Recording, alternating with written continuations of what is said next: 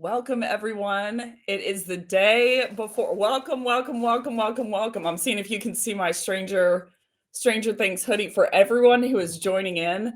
I am so glad you are here. Welcome to Stranger Sales Things Season 5 or Part 5, even though there wasn't Part 1, 2, 3, or 4. My name is Becc. I put 11 in the chat, but I'm excited for everyone who is here.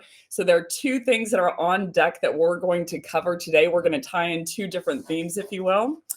And the agenda for today is we're essentially going to partner down or double click on the theme of 5 for season 5. So everyone who doesn't know, which I'm sure if you're here, if you're a dweeb enough to be here, not that you're a dweeb, I'm the dweeb. I'm the king of the dweebs for even doing this. I'm like blushing how good that intro was. Shout out to Min Mather for that intro. That was so spot on. So point being, the format for today, we're going to do 5 stranger sales things that sales reps do that are going to hurt conversion, hurt discovery, hurt the questions that you're asking the buyer in the room. And we're going to alternate that with 5 stranger things theories. And I wanted to get all of these on record because Stranger Things the first part is released tonight for season 5. So whoever doesn't watch Stranger Things too closely, this is the 5th and final season. The Duffer Brothers, who created it, basically said that there's not going to be any kind of add-on. There's no Better Call Saul like in Breaking Bad. So this is going to be the last season, and it starts tonight with the first 4 episodes are going to be released at 2 a.m. Paris time. So I'm going to go back to back. I'm going to start with the Stranger Things theory, and we're going to kind of do these in buckets. And I'm going to start with the least spicy possible. And then I'm going to end with the spiciest. So we're actually going to have a 6th Stranger Thing theory. So there's going to be one thing that I hope flays your mind or blows your mind in each bucket of theories. So we're going to go Stranger Things theory, sales thing that you should avoid. Stranger Things theory, sales thing that you should avoid. So 1, 2, 3, 4, 5 for each of them. And then we're going to finish off with the bomb of what I think is going to happen in the Stranger Things series. So more engagement, the better. Min is monitoring the chat, and he's going to surface all the questions that y'all put into the chat for me. They can either be Stranger Things related or they can be sales related. If you cannot tell, like my face is hot because of how excited I am about this. Okay, so the 6 things that I'm going to go into for Stranger Things, because that's clearly the most important thing, is the 6 different buckets. Is I'm going to lead with the unknown rules about Dimension X, Upside Down, and Hawkins, and who can and can't go there. So I'm going to start with that. Then I'm going to transition to themes, unknown themes that you might have missed, may or may not have missed within this series that goes throughout all the different seasons. Then I'm going to double down into one of the themes in specific about good versus bad. The 4th, I'm going to go into, then it's going to really heat up. I'm going to go into Stranger Things relationships, ones that you probably think are real that aren't real, and ones that you likely, unless you've just been watching, have missed that actually exist. So I'm going to do relationships. The 5th one I'm going to do is roles of people in the series, roles that you may have missed that people are playing. And then the 6th one, the one that I'm going to close with, is who is going to die, who is not going to die, who is coming back in Stranger Things season 5, who's not coming back, and what's going to happen in the end. So that's the agenda. So I'm going to go ahead and jump in here. Okay. So the first bucket that I wanted to go into was basically the unknown rules of these 3 worlds for Stranger Things. So you have 3 essentially, well, technically 4. You have the Upside Down, you have Hawkins, and then you have Dimension X. And those 3 worlds have existed, across the entire series. So let's start with the Dimension X. So what Dimension X is, it's not bound by time. Upside Down is bound by time, but only one time in specific, which is November 6, 1983. And then Hawkins is time bound, but it's to present day. So those kind of 3 time periods. And what Dimension X is there's no time bound there, and that's where the Mind Flayer lives. So the Mind Flayer is the bad guy in the end. It's actually not Vecna. That's very clear throughout the series. So the Mind Flayer is controlling people. He's controlling Vecna and using him for most of the series. but the Mind Flayer lives in Dimension X, and the Mind Flayer can't go into the Upside Down, and he can't go into, maybe it's a she, can't go into Hawkins. So the Upside Down is where all of that creatures were, and when 11 pushed Henry into that world, where he went was not the Upside Down, he went to Dimension X. So back in the origin story, if anyone's watched the First Shadow, which is basically a play representing, and the Duffer Brothers, who created Stranger Things, basically said it's canon, meaning it's all of it's true. And what essentially happened was Dimension X, there was essentially ship that went to Dimension X on accident. And they came back and everyone had died except for essentially the captain, which was Dr. Brenner's father. And when he came back, he was infected and his blood was infected with the Mind Flayer. So Dr. Brenner spent his career, and they called the mission the USS Rainbow. So essentially, that's why you see the theme of the rainbow carry through in the Rainbow Room, and then when you see 11's mom, Terry Ives, basically says 51 or 3 to the left, 4 to the left, Rainbow Room, is because she was in the Rainbow Room, and that's why they call it the Rainbow Room. So essentially, once Dr. Brenner's father got back, he had blood that was infected with the Mind Flayer. Now, he had stored a whole bunch of different items in basically a cave. And at that point, Henry was there. He was living there he was living in the same area. He found these and he accidentally was transported to Dimension X. So that is where Henry got the Mind Flayer also hooked into his blood. So the punchline behind Dimension X and the punchline behind the Upside Down and behind Hawkins is the Upside Down actually isn't bad. It is in between, number one. And the rules of who can and can't go there is why this whole journey began. So the Mind Flayer wants control of the entire thing, right? So, but who he tries to carry that out through changes from person to person. So it's a very common theme that basically the Mind Flayer will take control and use whoever the Mind Flayer needs to infect everyone. So Mind Flayer is in Dimension X. Henry and Vecna, when he becomes Vecna, can only go to Dimension X and to the Upside Down. Once he's pushed through that wall, 11 pushes him through that wall, he can't ever get back into Hawkins. You never see him back into Hawkins. That's why he's trying to create all those gates, essentially. You never see him again post when she pushes him into the wall. You never see him again in the actual Hawkins. So Vecna can go into Dimension X and can go into the Upside Down. 11 can go into the Upside Down and can go into Hawkins. And Will can go into all three. So the Mind Flayer uses Vecna for most of the series. But the Mind Flayer cannot gain access to Hawkins with just Vecna alone, because he needs someone who's living at the Hawkins level. So Will Byers is known as what's called a shadow walker. So what that means is he can transition from the Vines to Dimension X to the Mind Flayer to Upside Down. He can see what's going on there, and he also his current body is in Hawkins. So that's a very important theme to keep in mind. So those are kind of the rules of those three worlds. So it's Dimension X, no time is there, Mind Flayer's here, and Vecna can go here. You have the Upside Down. This is time bound, but only to one period of time, November 6, 1983, when the first gate was open. 11 opened the gate and touched the Demogorgon. And then you have I almost called it the right side up, Hawkins, which is the real world. And 11 can only go into Hawkins and Upside Down, but can't go into Dimension X.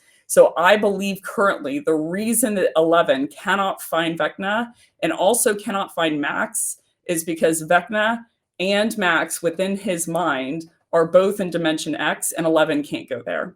So she's been looking for him for 2 to 3 years, and she cannot find him. So that is the least spicy topic, is essentially Max, Vecna are both hiding in the Dimension X right now and rebuilding. and 11's been looking for him for the entirety between season 4 and season 5. Okay, so we're going to spend a couple of minutes on a sales topic, and then we're going to go into topic number 2. So we're going to get spicier and spicier. I promise you, if you're a Stranger Things fan, I would hang on until the end. Okay, so the first sales topic I wanted to go into essentially is a strange thing that sellers do. So the first habit here, and I'm going to spend 3 or 4 minutes on this, is the strange thing that sellers do is they try to tease out in discovery, quote unquote, pain or what the buyer, quote unquote, needs and map that to products. They believe that that's their role. So it's a research economy. People are researching more than ever before. There are 20 different variables that people research before they come into the discovery room. You have peer-to-peer reviews, industry influencers, and you go to that last variable, and it's number 20, which is they talk to a salesperson. So 93% of buyers do research, start a buying decision by doing research. 94% of buyers will research somewhere throughout, do their own self-research, online research, somewhere throughout a buying decision. And 77% of buyers will not even engage with the seller until they do that research.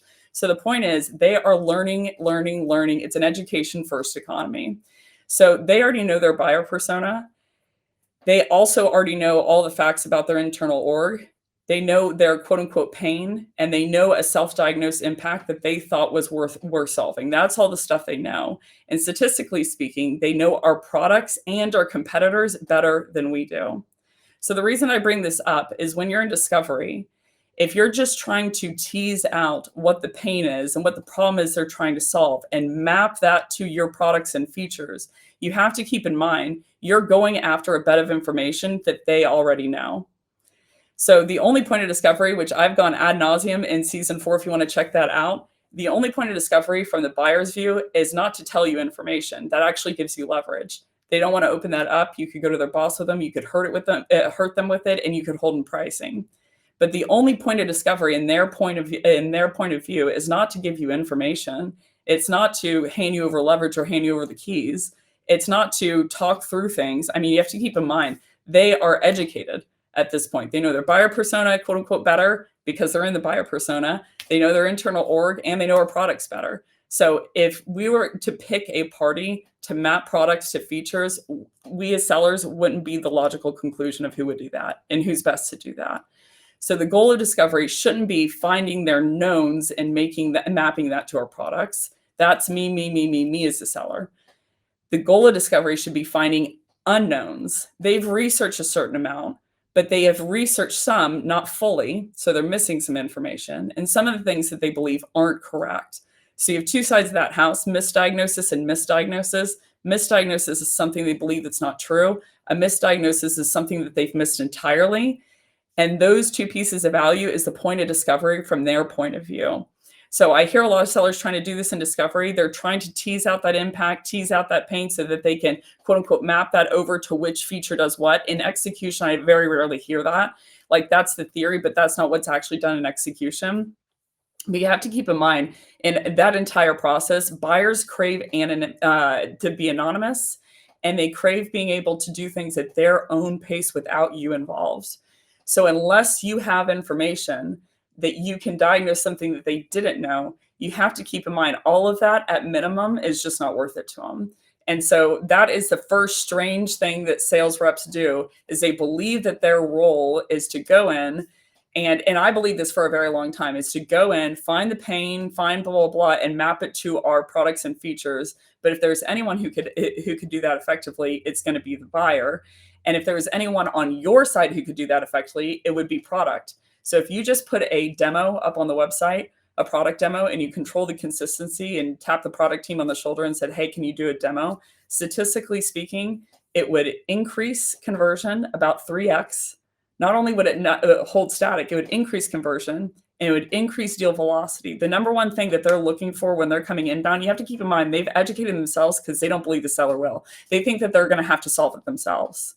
So they read, and then they come onto the line, and they are quote unquote buyer ready at that point, meaning they've done all their research.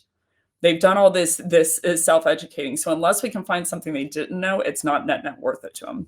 Okay, so that is the first stranger sales thing that I would avoid, is believing that finding out pain and impact, it's the role of the seller to find that out and to map it back to our products. Okay, back to Stranger Things. So Stranger Things bucket number 2 is essentially, and we're going to, again, this is a lighter theme, but it's a very in-depth theme, but it's a lighter topic in comparison with the later topics, which I can't wait to get to. But the second bucket I wanted to go into is themes across all seasons that you likely missed that have something to do with one another. Now, full disclosure, I'm just going to put all of my guesses on the board. I have not seen anything of season 5. You know, that's why I wanted to get this out today, is I obviously haven't seen anything from season 5 because it comes out tonight. But these are a whole bunch of themes that are running across the background within Stranger Things that you might have missed. So the first one is bathtub. So everyone knows that Elle tries to go into essentially what she was trying to do and what her mother did, Terry Ives, was she was part of a research study where she underwent some government testing and took like LSD and some pretty hard stuff. And they're trying to deprive her of her senses. So what that means is they're trying to put things in her system and then take away gravity for her. So that's why they put a whole bunch of salt in a bucket of water so they could float and not be touching anything so that they could see things, essentially. So the bathtub is a theme throughout. So everyone knows that 11 floats in water, but a couple ones that you might have missed is Max goes into a bathroom stall. So in season 4, when she's hearing voices from Vecna, she goes into a bathroom stall. Another one you might have missed is Chrissy goes into a bathroom stall. So she got murdered in season 4. So this is going to be full of spoilers. She got married or murdered in season 4. Not married, murdered in season 4. But she goes into a bathroom stall, and that's where she hears Vecna is coming back as her mother to say she's overweight, essentially, is within a bathroom stall. 11 obviously goes in a bathroom. Will, whenever he goes to the upside down, it transitions. The first time that you see that image is he's looking at a mirror in the bathroom. Billy is in the bathtub constantly, quote unquote, icing down. And when he kills, I can't remember the Heather, the lifeguard, essentially, that's where he kills her, is the bathtub. But the main spoiler within bathtubs is Karen Wheeler, which I'm going to call heavily into question. There's a whole lot of theories on the internet that Karen Wheeler is actually Henry Creel's sister. I don't believe that necessarily. I think there's a connection there, but I don't believe that is it. Karen Wheeler, whenever Billy comes and rings the doorbell, she is in the bathtub, soaking in the bathtub, reading books. In season 5, in the teaser, you see Karen Wheeler again in the bathtub, floating in there with Holly, hiding from a Demogorgon. So that's one of the themes you might have missed. Another one is blood, and this is a big one.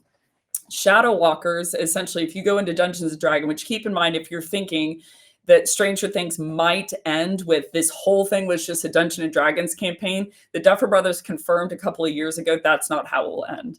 So 2 things or 3 things that they confirmed. Number 1 is that the first Shadow is canon, meaning it's all true, if you've seen the play. Number 2, they said it's not going to end as it was all a D&D campaign.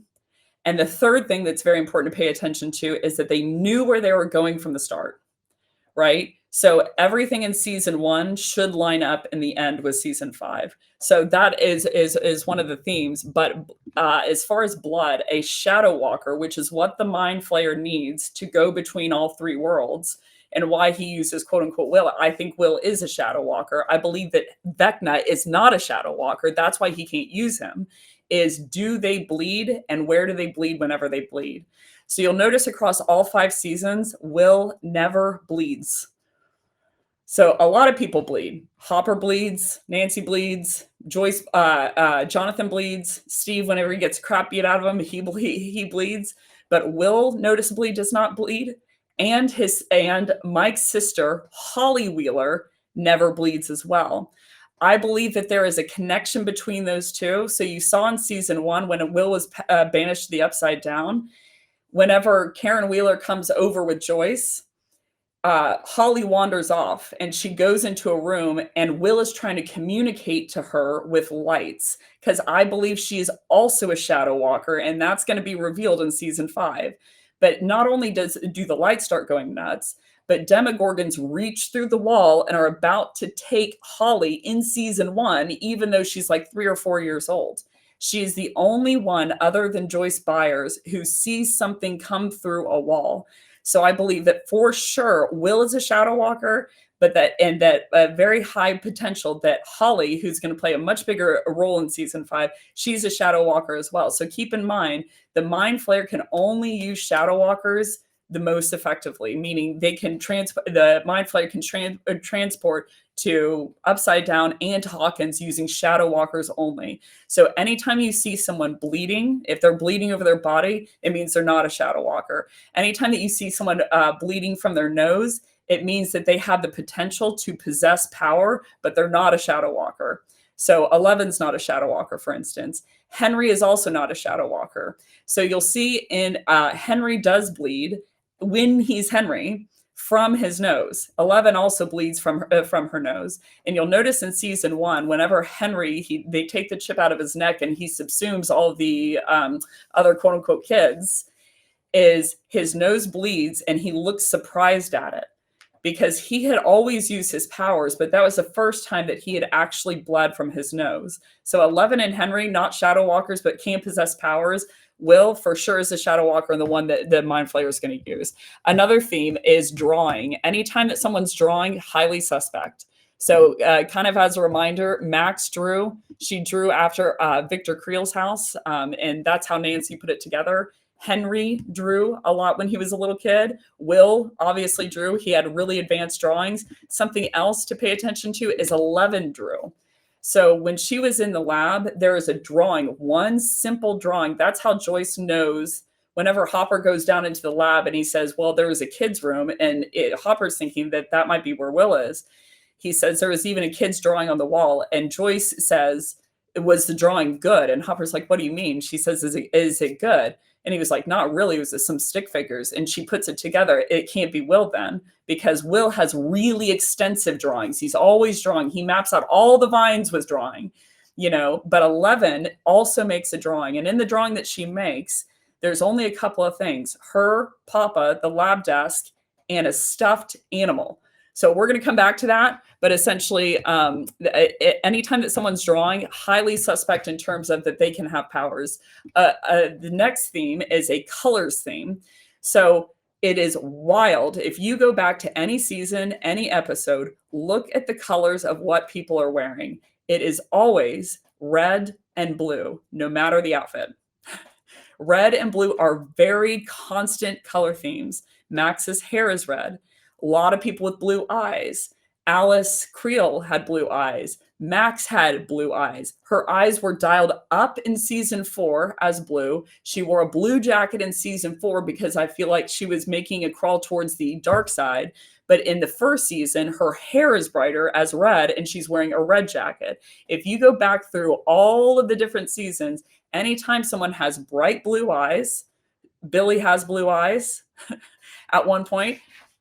Billy has blue eyes, and a very important one is Henry has blue eyes. Before he's banished to the Upside Down, he has very crystal blue eyes. Once 11 pushes him through the wall, though, he only has one eye that's blue. And by the end of season 4, he has both eyes are black, right? So anytime you see a blue or red color, and it is uncanny, anytime you see a character, they are wearing some type of red and some type of blue.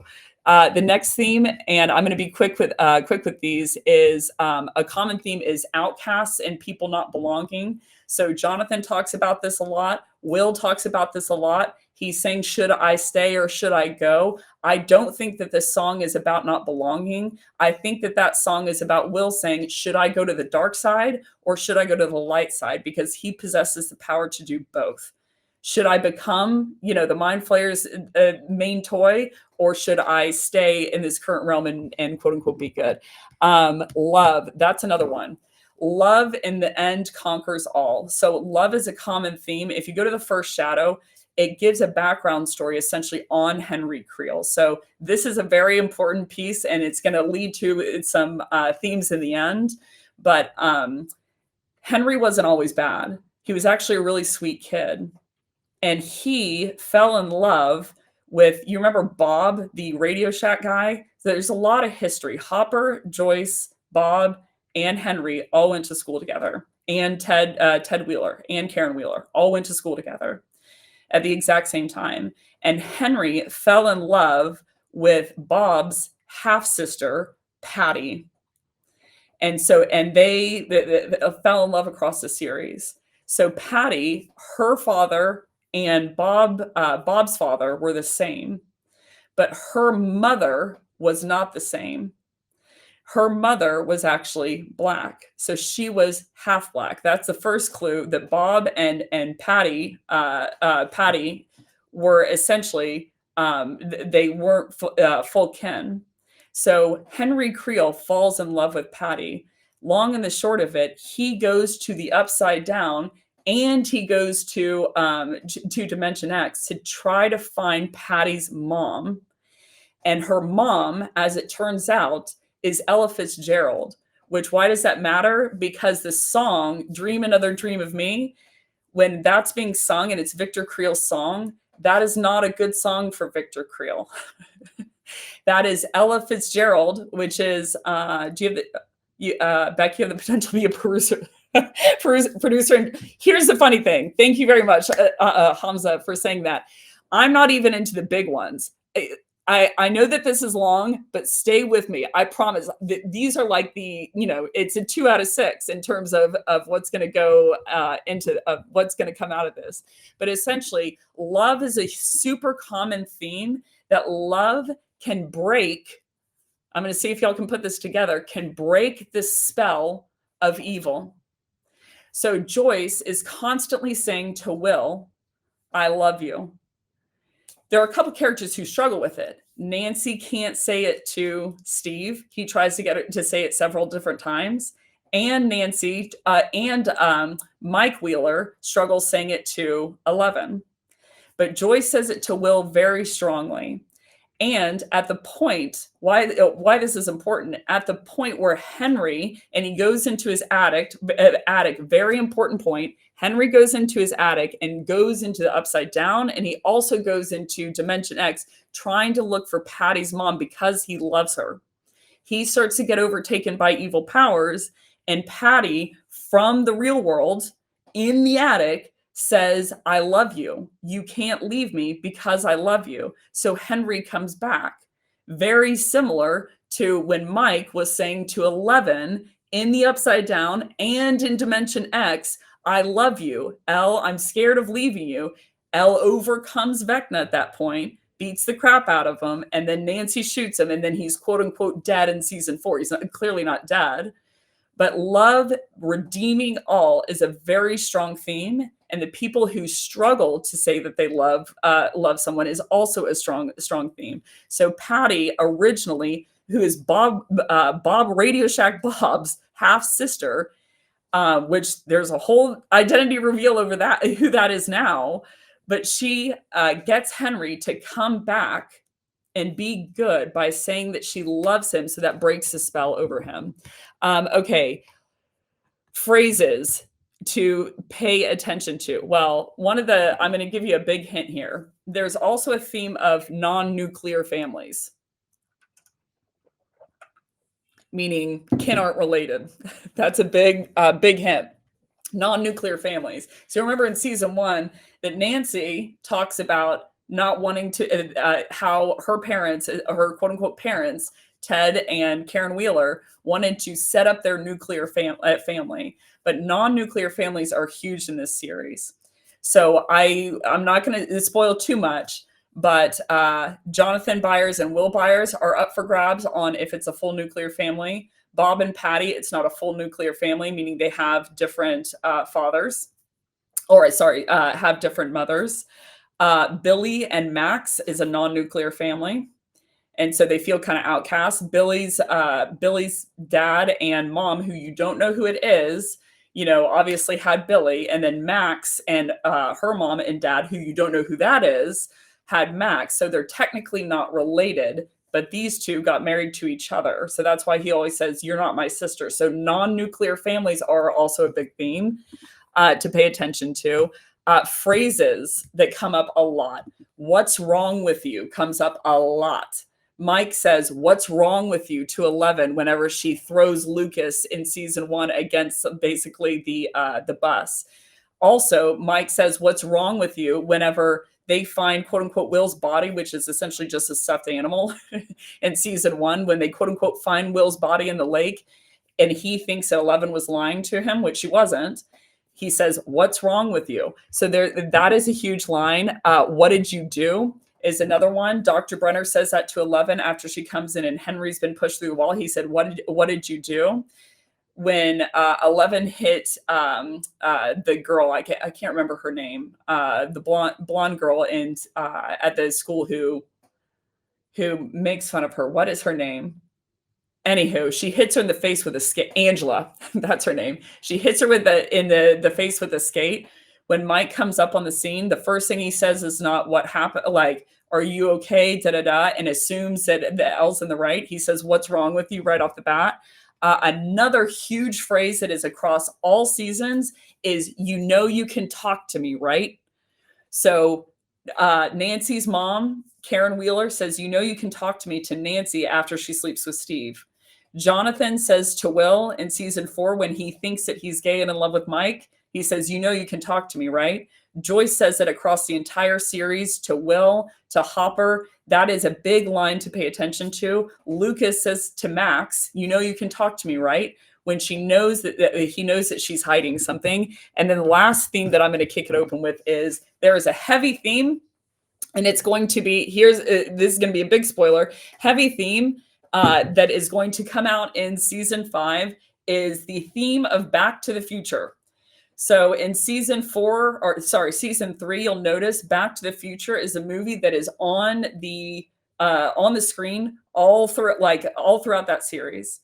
Plus, in the season 5 trailer teaser, Steve is in a car and there's a big thing on top, antenna on top, and they are screeching through a parking lot, which is a shout out to Back to the Future with the DeLorean, 88 miles per hour, that they go back and they time lapse to the future, which I think is going to be a theme in season 5.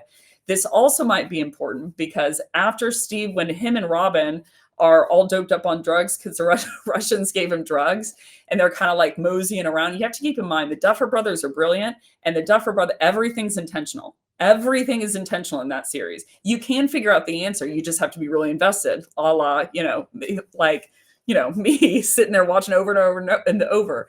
But after Robin and Robin and Steve get doped up on drugs, from the Russians, they accidentally stumble into the theater, and then they come out of the theater and they say two things, which are very important. Number one, Robin explains, Steve says, "I don't get it." So it's Back to the Future. Why would that be back to, why are they having to go back to the future? And she explains time travel, because I believe in season 5, there's going to be a lot of time travel. So as a reminder, Dimension X doesn't have any time.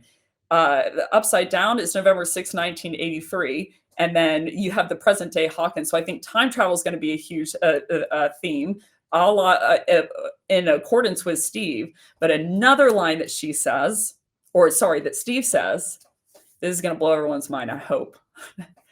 Steve says the Back to the Future thing is rolling. And he says about Marty McFly and his mom, he says, "Did that mom just hit on her son? Because she doesn't know that Marty is her son, because he's obviously from another time." There is one inappropriate relationship within the series. I want to see if anyone can guess who I'm going to talk about. So there is an inappropriate relationship that I believe is a mirror somehow to Marty McFly, his mom hitting on Marty because she didn't know because of time. There is another very inappropriate relationship with arguably an adult and a student. I'm going to give everyone 10 seconds. People are like, "Becc, we tuned out. There's too much detail." We haven't even gotten the big buckets. I promise I'm going to be fast. Okay, time's up. Billy has a relationship with Karen. I believe that there's some kind of kinship there, that they actually by blood are related. And that's why Steve said, he's like, "That's pretty messed up. that Marty's mom wanted to quote unquote sleep with Marty. And I believe that's because Karen and Billy somehow are related. So Karen hooking up with Billy would have been a very bad idea. So it's a theme to pay attention to. Is Back to the Future is going to be big in season 5. So those are all the themes. Okay, we're going to do the second sales thing, and then we're going to get into some really big meat. Okay, second sales thing is that reps do 100% believing your buyer that their self-diagnosis is correct. So if we just believe what our buyer believes, number one, there's no role for us. Why not just check out with card at that point? So the role of a doctor is essentially because we're scared that the buyer doesn't have enough expertise to be able to diagnose. And we're scared that they'll hurt themselves, essentially. So the doctor comes in and they don't say, what do you believe that's wrong? But they ask a whole lot of metric questions to diagnose because they have the expertise that the patient, quote unquote, doesn't have. So a lot of times in sales, I see sellers going after what does the buyer need? When do they say they want it? When you essentially give out BANT criteria, you're like, what do you need? What's your budget? What's your timeline? You're marrying yourself to a self-diagnosis. You're like, what's the budget based on what you believe? What's the timeline based on what you believe? What's the level of authority that you're going to include based on what you believe? And some sellers will disqualify some people. They're like, they don't have enough budget because they don't have a big enough problem. But I'm like, where you add value is you create a problem. You don't create the existence of a problem that doesn't exist. You find a problem that does exist that they simply didn't know about. So marrying yourself to what the buyer believes, and buyers can tell, you're like, what's the impact to you if you don't move forward? What are the ripple effects? I go on LinkedIn and I never say anything. I'm going to be respectful, but I see post after post after post after post after post of people recommending questions to sellers to ask. And when I roll through all those questions, I disagree with them for a lot of different reasons. But the number one theme that I see in those questions is they're all self-diagnosis. What's the impact to you if you don't move forward? They don't know. And that's where you could find an impact they don't know about. What are the ripple effects? They don't know. They might tell you, probably not. They're not going to be open about that because they know where you're going with it. It is of no value to me to hand over that information to you of what the impact is if I don't move forward. You can only leverage that to hurt me, not help me. The only reason I'm willing to part with that information is if I believe as the buyer, you might find something I didn't know based on the information that I give you. So that's kind of a trial run. If you ask a couple of questions and then I find an unknown, then all of a sudden I'm going to start giving you all of my information. But if we are mirroring ourselves to what the buyer 100% verbatim believes, we are marrying ourselves to, like, yes, an educated opinion, more educated than ours. So, 82% of buyers say that sellers didn't know enough information to even be on the call. 42% of SDRs say that they don't have enough information to make the cold call before they make it, but they still make it anyway. So if I'm hinging myself to what the buyer believes, you have to keep in mind, it would be much more effective for them to just self-diagnose at that point. If they're the expert, there's no reason for them to say any information to me. That's why you see from a psych view, if the parent says, like, don't touch that, and they're thinking in their head, it's hot, it's a stove, and the kid goes, why? They say, because I said so, because they're like, I know more. That's our buyer. And unfortunately, unless that's untrue, unless you know things that they don't know, a self-diagnosis would be the most effective plan for them. So the second strange thing that I see sellers do, and I'm going to put the seller aside for a second. I don't think that it's anyone's fault. Meaning this has been going on for thousands of years. That's what we believe the role of a quote unquote a seller is teasing out information from the buyer. But if I believe the buyer, and a good marker to look for is look at all of your deals and ask, what percentage of my deals did the buyer believe something and I believe something different? Either I believe something that they believe wasn't true, or I found something that they didn't even know about at all. If that percentage is zero, meaning if I'm like, what's the impact to you? And they're like, oh, well, it's going to hurt me in terms of the board meeting. And then I'm just writing that down. You have to keep in mind what you are writing down is an order. You're like, number 3, please. Do you want fries with that? Yeah, I'll take I'll take that. So the second thing that is sellers strange thing that sellers believe is that self-diagnosis questions are what I should ask. And I am there to get the self-diagnosed story out of the buyer. And I'm not there to find things the buyer didn't know. So that's the second thing. Okay. Number 3, we're going to go into the third theme. I'm going to try and speed up as much as I can. Okay. This is a fun one. And then I'm going to get into some heavy hitters. The third theme, Stranger Things theory, is nothing. Okay. There's a good and bad side to everyone, and that everyone feels guilt and shame about something, and it has a self-belief based on that. So Will's struggle is not, am I good or am I bad? It's which one should I lean into? And every single one of the characters, you see them do good things and you see them do bad things. The phrase that they have, all of the friends have, is friends don't lie. But in the series, you see each one of those friends lie. Very interesting. And if anyone in the chat is going to be like, Dustin, what about Dustin? He's perfect. He lies about Dart. He loves Dart, which is the Demogorgon. And he raised Dart on Three Musketeers.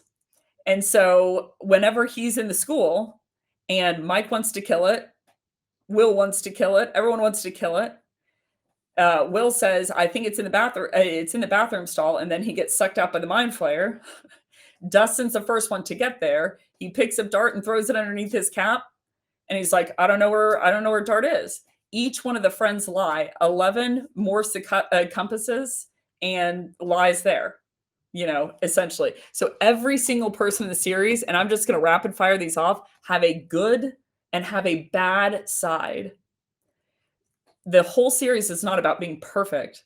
The series is about which side do you choose to lean into, your blue or your red, the good or the bad. So I'm going to rattle these off. Nancy Wheeler, a good example is her bad side, and what she's guilty of is in the first season, she went over to Steve's house with Barb. Everyone will remember this. And then she goes upstairs and she's going to have some little, have some fun with Steve. Let's just put it like that. And Barb is like, Nancy, this isn't you. And she turns around and she was like, I'm fine. You should go home. And she was like, this is not you. She's like, I'm fine. Just go home. Goes upstairs, sleeps with Steve. Barb goes out to the pool and she had cut her hand on the beer and her blood drops in the water. Demogorgon sucks her up and Barb's dead. So Nancy, in that case scenario, was like, Barb, I'm cool, and was trying to play the cool kid. Goes and sleeps with Steve, hangs out with all those friends that aren't great. You also see a great side to Nancy. She fights for everyone. She goes after Barb and tries to fight for him. So you have a good side of Nancy, you have a bad side of Nancy, and what she feels guilt and shame about is she believes that she killed Barb. Second example, 11. 11 didn't always use her powers for good. A great example of this is when she sees Mike and Max in the room where she hasn't seen Mike for a long time, and Mike thinks that she's dead. She sees Max and thinks that they're flirting together, and she uses her powers to trip Max off the skateboard. She also kills a lot of bodyguards. Technically, she opened the gate. She touched the Demogorgon. So you have a good and a bad side. The guilt that she has around it, she believes that all of this is her fault because she's the one that opened the gate. But you see 11 use her powers for good and rescue her friends, rescues Mike from jumping off a cliff to save Dustin, not getting the teeth cut out of his head. But you also see 11 use it for a couple of selfish things too. Third example is Lucas. Lucas, from the beginning, when he's little, he says that Elle's a traitor. He's like, I don't like her. I want her out of our party. You're a traitor. You're the bad person. Why can't you help us find Will? And 11 was completely innocent, right? And so he's like, you're a traitor, blah, blah, blah. But then at the end of that season, you see Lucas come around to 11 and he's like, I'm sorry I called you a traitor. And 11 says back to him, I'm sorry that I lied about the compass. Friends don't lie to each other. So you see a good and a bad side of Lucas. Lucas also, a bad side to him is in season 4, he ditches his friends. he goes and hangs out with all the basketball crowd and he gets super popular and he makes a game-winning shot and blah, blah, blah. He even technically goes after his friends and is with that, I can't remember the blonde kid's name, who is dating Chrissy. And he beats up his friends that are in the same Hellfire Club with him. So he abandons his friend. There's a good side and there's a bad side to him. So it's about which one does he pick. Another example of this is Will. Is he going to go good or is he going to go bad? His good side obviously is really, really sweet demeanor, cares about his friends, so always thinking about him. The bad side is he literally sent some cops at one point because he was possessed by the mind flayer to go get killed. And he apologized for it, but he was like, you shouldn't have pissed off the mind flayer. So there's a good side and a bad side to him. Another one is Max. She helps 11. She's friends with him. That's a good side. But the thing that she's ashamed of, the bad thing that she did, is she believes that she killed Billy, her own quote unquote brother. She was like, I didn't step in. I sold out Billy to my entire crew whenever they thought that he was possessed, and he was. But she was like, I wanted Billy to get hurt. So that's what she feels guilt around. Is she's like, I wanted Billy dead and I'm responsible for his death when he was getting sucked up in season 3. She didn't step in the way. Hopper is obviously amazing throughout the series, but one of the things that he did do is he is known for with the mayor. He took a lot of pills on the job. He drank too much and he drove. He said, I'm a freaking cop. I can do whatever I want. He was sleeping with a lot of women. He was, on and on. There was a bad side to Hopper, and the thing that he believes, the thing that he's guilty of in his head, that is a theme for him, is he believes that people are worse off whenever he's around. He's like, my daughter contacted his daughter Sarah contacted a sickness because because of my behavior. I knew the risks, is what he said. I knew the risk whenever I had her, but that didn't matter enough for me. So he believes he's responsible for his daughter's death.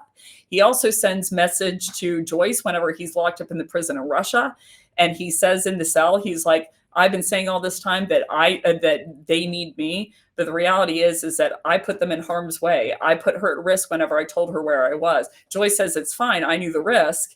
But he's like, people are worse off when I'm around. Sarah's responsible for my death. And one of the things that's bad that 11 does is she says, you're worse than Papa. So he believes that he is worse than that. I need 2 more examples and we're going to transition. Here's a big one.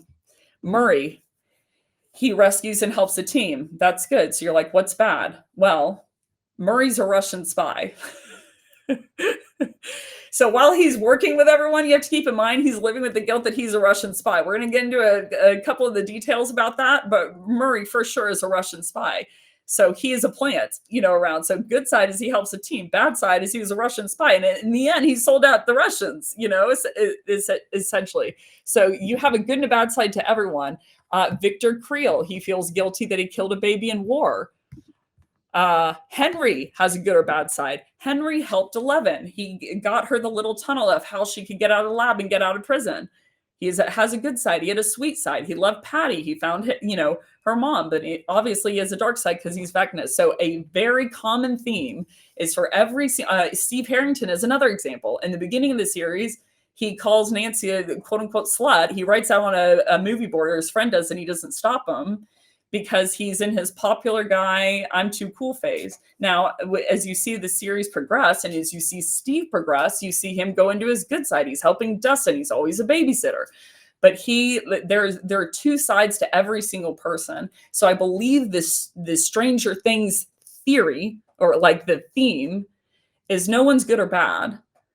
It's blue or red. Everyone has those 2 colors. It's which color do you decide to be? Right? The thing that 11 struggles with, she thinks that she's the monster. That's what she says. She said, I was wondering if I was the monster because she opened the gate. But there's a very special scene where Dr. Brenner thought he was doing good by locking her up. He was like, I need you to say, 11, that I care, that I did everything because I care about you.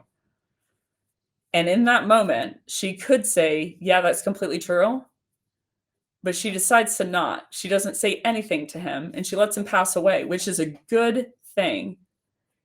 She emotionally at that point chose to move on There is a bad side, good side. And so it's about, do they lean into which side, and do they do the work to progress their character and their humanity throughout their life? So the strange thing is not just the upside down. The strange thing is not just this underworld exists. The strange thing is also Hawkins, is the things that people do there. Okay, third thing on the sales end, and then we're going to get into the Whompers.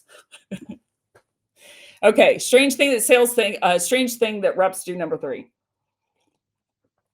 They go after the future state and the current state of someone to justify their pricing. It sounds like I'm diagnosing in that case scenario, but the key difference is they're going after knowns and they don't have an intention after going unknowns. You need to know a buyer's current state, what they believe. You also need to know the facts that support that belief. So when you blow it up, you know how to do it. You attack the fact, not them. They're not wrong. You're not right. The fact that supports it is the culprit. But acquiring the current state and future state, what do people want to solve? What's the problem? What's the root cause? What are their metrics? Da, da, da. Sellers are after that because they want to justify the price of the impact that will happen if they don't buy this thing. That they're like, hey, well, technically our tool's only $10,000 and you have the cost of you're losing $5 million based on that. So it's used by sellers. I want to get the current state and where they are. And the key here is they usually go after known information. What's the problem, right? What's the problem that the buyer believes? And they don't dig into the information with the heart of what are the facts that help me understand something that they didn't know so I can help them. The seller believes if I can get the current state and I can get the future state, and there's a big enough reason to buy more, I can justify my pricing and I can hold in my pricing and negotiation. But here's my quip, and then we're going to go into 4. That's not helpful for the buyer. You being able to justify your pricing, again, hypothetically, it's ethical. If someone's in the desert, they're going to pay, and they're about to die. Yeah, they'd pay $1 million for a bottle of water. Why? They're about to die. I believe we shouldn't celebrate that as a seller. We shouldn't take advantage of that as a seller either. Our entire interaction with the buyer, and keep in mind, they can feel it from start to finish. That's why they shut down so quickly, is if we're going after all those facts, they don't want to give those facts over because they know we're going to do that to them. If they have a bigger problem, they know you can sell for more. If they have a bigger problem, they know you have no quote unquote reason to discount. If they have a really big problem and very few options, you're going to leverage that against them because in our mind, we're on a different team than the buyer. Now, a lot of sellers would say, well, they're not mutually exclusive, technically. And I'm like, unfortunately, in this case scenario, they are. The seller wants to hit quota, so they want to sell as many products as they can at the highest ticket price as possible. The buyer just wants to solve problems, as many as they can for the lowest price possible. So people have said like, oh, this is a dance. Do I sacrifice myself as a seller to help them? And I'm like, you're looking at it the completely wrong way. You need to put yourself on the buyer side. They're trying to solve problems. You're trying to solve their problems too. Here's a really fun thing about that. That's not at the expense of you as a seller. That's actually at your advantage, to your advantage. What helps them helps you. When you find 3 problems they didn't know about, you just found 3 more reasons of why they should buy. You just found 3 more reasons of why they should believe that you have credibility because you just found those. You also grow the size of the impact because you found unknowns. It's not about acquiring the information of what they think the impact is. It's about finding impacts that they didn't know about. It's not about attracting demand or attracting urgency. It's about creating new urgency, not by coming up with a problem that they didn't know, and not by trying to trigger it by being like, we'll give you a discount, but by finding the things that they didn't know. And that creates more urgency because it created a problem because you found something that they were completely unaware of. So the current state and the future state, they're important. I need to know what a buyer believes and why they believe it, and what's the problem net they want to solve. That's why a patient walking in the doctor's office and they're like, what brought you in today? Or I'm like, jump on the call. I'm like, so, thanks for taking the time. I'm assuming you jumped on the call because there's a problem hypothetically you might want to solve one day and you might want to solve with me. If you don't mind me asking, what's that problem? I need to know self-diagnosis information. I do, because otherwise I don't know what I'm solving for. There's a million things that could be wrong with your body. It's like, what hurts? I'm going to start there. But the rest of the call should be about finding information that they didn't know. There's a delta between their current state and future state of what they believe. We should not be in pursuit of getting that information so that we can anchor our pricing to it. We have got to change our perspective. Our role is to help. And what I mean by helping is not helping you at the expense of me or my time. It's by helping you uncover, is what you believe correct? Like when they come inbound, they're like, I want this and I need this. Sellers are like, great, let's vend it to them. You might be completely vending the wrong thing. Now, the argument would be like, well, they're the ones that asked for it. It's like, yeah, but you're the one that had the responsibility of giving it out. Selling, essentially, when you look at the definition, is just to vend something, exchange something for money, right? If you're vending the right or wrong thing, the responsibility is not on them. It is on us. That's why it's essentially they're protecting medications because they're like, some of these won't solve your problem. Some of them, there's not even a problem. But some of them will hurt you, really hurt you. My sister had a case where she was trying to diagnose, she believed that the woman had either aortic dissection or a blood clot. Aortic dissection, you're hemorrhaging blood into your heart. So the solution is a blood thickener. Blood clot solution is a blood thinner. If they had a blood clot and I suggested a blood thickener or justify the cost of inaction of not, what happens if they don't move forward, and I give them that blood thickener, it kills them. Who's responsible for that? Me. That is our role. It's not to find current state and future state. It is to find out, what do they believe that's not true and what have they missed about solving their problem. Now, the wonderful thing about this, everything that we do for them, the person who doesn't want the ring is the person who has the ring in the end. Meaning you find with a heart to find the unknowns and help them, all your metrics increase anyway, right? So that is a strange thing that people do, is they're ravenous about that current state and that future state. I saw a video the other day of someone said, and it was a trainer. They were like, so I asked the question of, why does that matter to you? I'm like, self-diagnosis question. And the buyer goes, why do you ask? And I'm like, good for the buyer. I'm like, the reason that they said that is they knew what you were after. They're like, why do you ask? Why do you want that information? What, so you can justify and hold? So that is a strange thing that sellers do. I don't believe that sellers have a bad heart. I really don't. I think we've got a way, when I'm in any kind of room, it's like seller and buyer. The seller's like, the buyers lie. And they're correct. Lie about budget, lie about decision-making power, lie about timeline. Why? They consider it statistically a white lie. A white lie is the goal is clean. So I don't consider it an offense, a character offense whenever I say the wrong statement. If someone's like, does this make me look fat? And you're like, no, you look great. The goal's clean. The reason we don't register that as a lie is the goal is clean, right? So when the buyer lies, their goal is clean. They're like, you're going to do bad stuff to me if I give you that information. So I'm going to say I have, $5 worth of budget and I'm not using anyone, or I'm going to ask you to put a quote together when I have no intention on buying. Why? Because you're not after hurting me directly, but your things hurt me by default. Because, the more, like, if I'm afraid I'm going to make a mistake and you have no intention on correcting a mistake for me, I'm going to want to make that mistake and roll that dice as cheaply as possible. So our job is to find out information so that we can find the things that they didn't know, not so we can anchor pricing and just go after the facts that they believe. Okay, Stranger Things series. These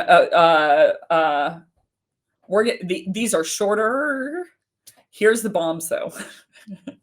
The fourth Stranger Things theme is relationships that you think are real, that you might think are real that aren't, and relationships that you may have missed that do exist. So why don't we start out with the real ones?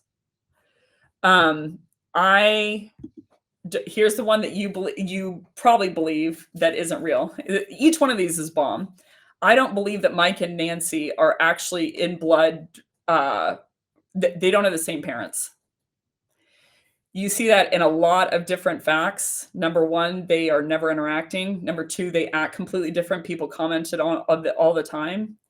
But number three, when Nancy goes to the woods with Jonathan, she is complaining about the non-nuclear family and how she describes her family. And in the series, Ted Wheeler is known as he is much older and he marries Karen Wheeler. We're going to get into that in a second within the role of why that happened.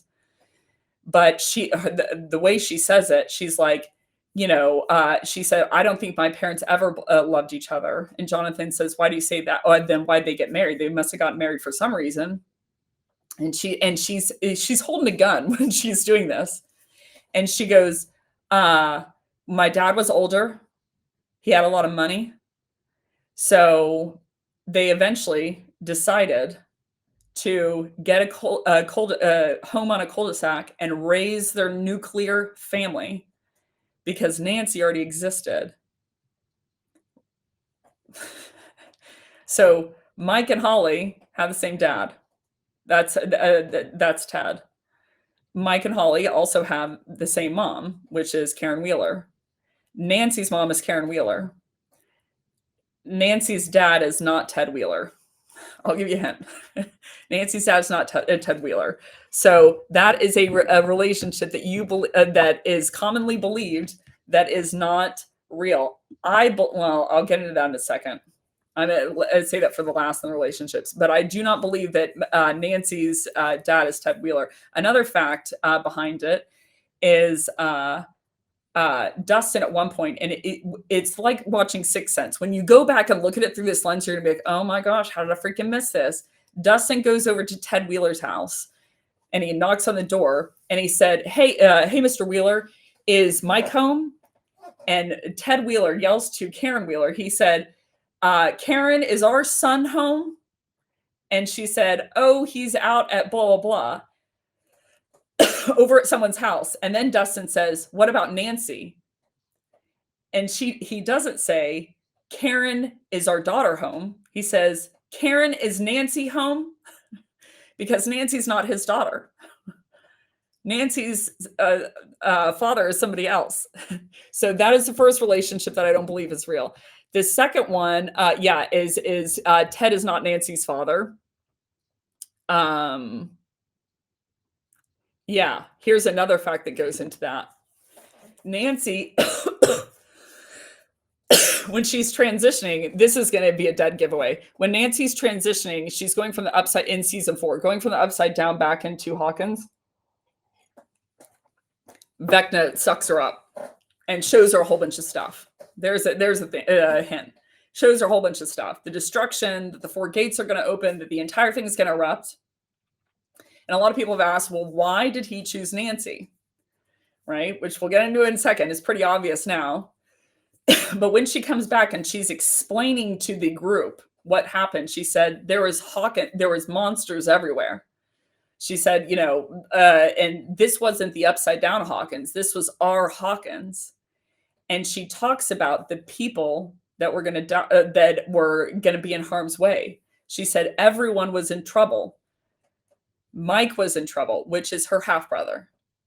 She said, Holly was, my mom was, and she does not mention Ted. She mentions all the people that were in trouble that she was related to, but she doesn't mention Ted. Why? Because she's not related to him. So Ted is not Nancy Wheeler's father. Oh yeah, here's another one. Here's going to be another bomb. Another relationship that you might believe that's real that I don't believe is real is I don't believe that Victor Creel is Henry Creel's father either. So Henry or Vecna never calls Victor Creel his dad. When he's mentioning to 11 as Vecna, he doesn't say, how was my dad in prison? He says, how was old Victor? Because Victor Creel was not his dad. Right? So you're going to see where I'm going with this. But Victor Creel is not the father of Henry Creel. Now, Virginia Creel is his mother, but Victor Creel is not. So that's a relationship that you believe that's probably not true. Here's a couple that you missed. Okay, I'm going to start the lightest possible. These are all going to be bombs. Well, that's a lighter one. Bob, Radio Shack Bob, is his half sister is Patty. This is probably going to be a dead giveaway. Is his half sister is Patty. They both share the same father, and I'll give you a hint on who Patty is today. Their father was and this is all in the first shadow. Their father was a principal at a high school. And his father said in the first shadow, essentially, that it's that they adopted Patty. So it's either they adopted Patty, but then another thing that they say is that the principal, sorry, don't blow me up, slept with the student, and the student was that's why she's half black, but Bob is clearly full white. Radio Shack Bob is clearly full white. So Bob and Patty are related through their father, but they are not related through their mother. Her mother is Ella Fitzgerald. Bob's mother isn't mentioned, essentially. So why that matter? Okay, here, yeah. I'm just going to blow this one up because I need it to explain. I believe that Bob's half-sister, Patty, who Henry Creel was in love with, is Miss Kelly. That. Think of it now. First of all, when you look at the therapist, when you look at this was Mac's therapist, this was Chrissy's therapist, this was the kid that works at the newspaper with Nancy, all the 4 gate deaths, essentially, and Lucas's friend, all the 4 gate deaths. All right, only 3 of them went to her as a therapist. When you look at her in every scene, a big theme is clocks, because in Dimension X, there's no time. Upside down, there's only one time. And at Hawkins, there's time, ongoing time, right? And so there's clocks. When he makes the kill, there's always 4 chimes on a clock. There's the main clock in Victor Creel's house, and in Henry Creel's house, there's always 4 chimes on the clock. Go look at the therapist's necklace. There's a clock on it. And there's clocks all around her place. Here's the interesting thing. The clock around her neck is also a key. And when you back it up and look at the footage, the key around her neck fits the pocket to the lock that is on Henry Creel's clock, because I believe that Patty has the key to his heart. Why? Henry always loved her. Right? So the Miss Kelly, who's the therapist, is Radio Shack Bob's half sister. Working this her was,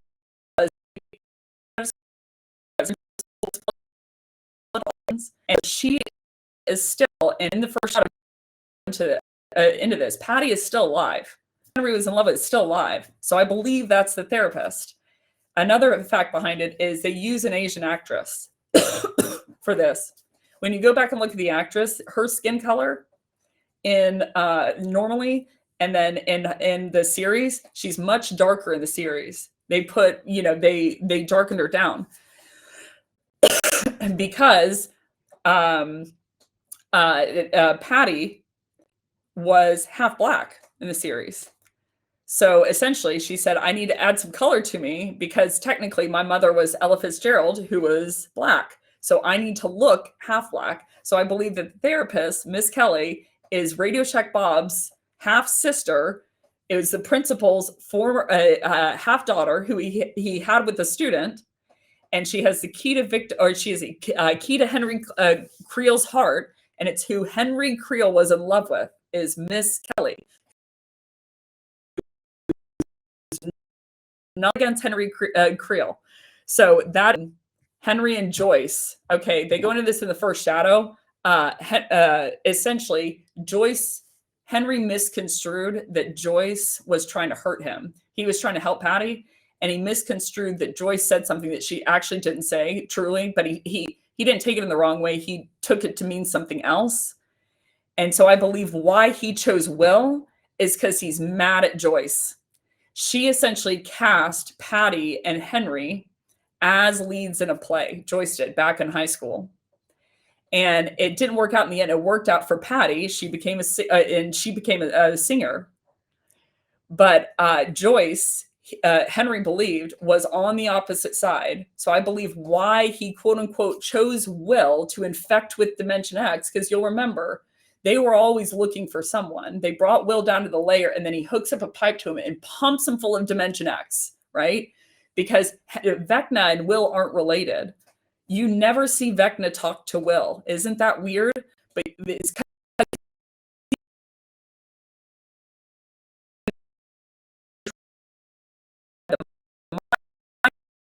mind flayer. Both is mind flayer. They're not related. Vecna, now I'm back on air. Okay. So Vecna basically took a something and hooked it up to the mouth of Will. What he was pumping into him was Dimension X so that he was infected, right? But Vecna doesn't have he only has the Dimension X blood. Will is the full-blown Shadow Walker. Why he chose him is because he was pissed at Joyce, so he wanted to take her son. Okay, here now we're gonna get into the serious bomb. Okay, this is a really good one. Oh my gosh, this is gonna blow everyone's mind. Your internet is shaking. Oh, okay, my internet is shaky. Y'all, if you go to the chat, can y'all see me? I hope that you can see me for this portion. Okay, here's a bomb. I believe, well, I already told you, Nancy is, her father's not Ted Wheeler. I believe that Nancy and 11 are sisters. I'll give you a hint. Nancy and 11 are sisters. And why I believe this, in season 1, you have to keep in mind the Duffer Brothers always knew where they were going. And in season 1, Mike asks 11 to the snowball dance, and she was talking about Nancy, 11 was talking about the family, and she was asking questions about what the snowball dance was. And she said, well, what is it? She was like, do you go with a friend, or do you go with your family? And he said, no, you don't go with your family. You go with someone. And he's trying to say, like, I like you, essentially. And Mike goes, well, you and Nancy should hang out. And he said, you can be like your sisters. And so 11 gets confused, and she goes, so you're my brother? And Mike goes, no. Episode. Oh my gosh. Okay. Season 1 last episode. Mike says to 11 verbatim, you and Nancy are sisters, but me and you aren't connected. But me and you aren't brother and sister. That's what he physically says, because it's correct. Nancy and 11 are half sisters. Nancy and Mike are half siblings. They both share Karen Wheeler. So Nancy is half siblings with Mike. She has Karen Wheeler, but not Ted Wheeler isn't her dad. 11 and Nancy, I'm just going to blow it up, have the same father. Who that father is, it's going to blow everyone's mind. I hope my internet isn't shaking. Who that father is Dr. Brenner. So Dr. Brenner and Karen Wheeler created Nancy.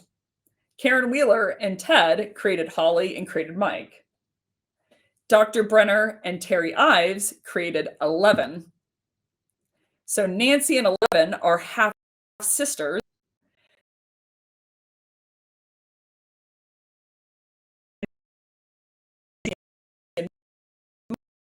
Are half siblings. They both share Karen. Connected. Nancy and Mike are both half siblings. They both share Karen Wheeler. Mike's father, though, is Ted, and Nancy is Dr. Brenner.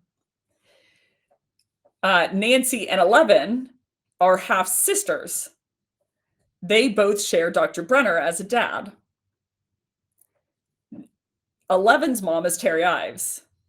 Nancy's mom is Karen Wheeler. So Nancy and 11 are half sisters. Nancy and Mike are half siblings. So they're half sisters, but 11 and Mike don't share anything in common. Karen Wheeler and Ted Wheeler for Mike, and Dr. Brenner and Terry Ives for 11. So Nancy and 11 are sisters. That's why Vecna chooses Nancy. That's why, and if you'll see in season 1, 11 goes up to Nancy's room and she opens her music box. She has the same stuffed animal that 11 has, which is very important. And she looks at Nancy and she looks shocked because she already knows who she is. That's her half sister. And she's like, oh my gosh, she's here. And the first thing she does is she walks over to a photo when she's in front of really pretty. She says pretty, even though she didn't know that word, because Dr. Brenner, that's his daughter. So Nancy and 11 already knew about Nancy, right? So they are both share the same father, which is Dr. Brenner. So that is a big blow up. Okay, next relationship. Okay. Dr. Brenner, I mean, he copulated with a lot of people. Okay, here's going to be a blow up. On Reddit, everyone's like, the big reveal is going to be that Henry is 11's father. It's going to be like, Luke, I am your father. Mark my words, that is not going to happen. Henry is not 11's father. Dr. Brenner is Henry's father, Nancy's father, 11's father, and 8's father. That's why you'll notice in the series, Henry and Dr. Brenner both knew 11 was special out of all those kids. There was only one kid still there that was special. There's also only one kid in the rainbow room with 11, and that kid was 8, but 8 ran away. So I believe this is going to stack. There's a major reveal at the end of what I think is going to happen, and you can probably guess it by these facts. 8, Henry, are all three. They shared as a father. Keep in mind, Dr. was the first one to travel his entire life, actually devoted to this project. That's where Dr. Brenner came from, and his father's dying wish essentially was that he creates this program. So Dr. Brenner and Virginia Creel hooked up, created Henry. It makes no sense why Virginia Creel wanted Henry to go see Dr. Brenner. How did she know Dr. Brenner? Why did she know he should go to him? And Victor Creel went off to war. You have to keep in mind, when he was gone, I think that Virginia Creel had got pregnant with Henry Creel with Dr. Brenner. Victor comes back. They start, having fun. Victor doesn't know this. He doesn't know that he's not Henry's father, but Virginia does. His mother, the mom. And so the thing that Virginia's scared of for Victor Creel, he was scared of, or the thing he was guilty about was that he killed a baby during war.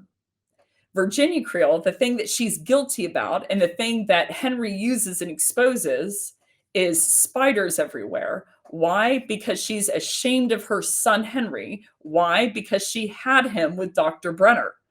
And Victor doesn't know that. She loves her daughter, and she loves Henry too, but she's ashamed of him because no one knows the truth that she,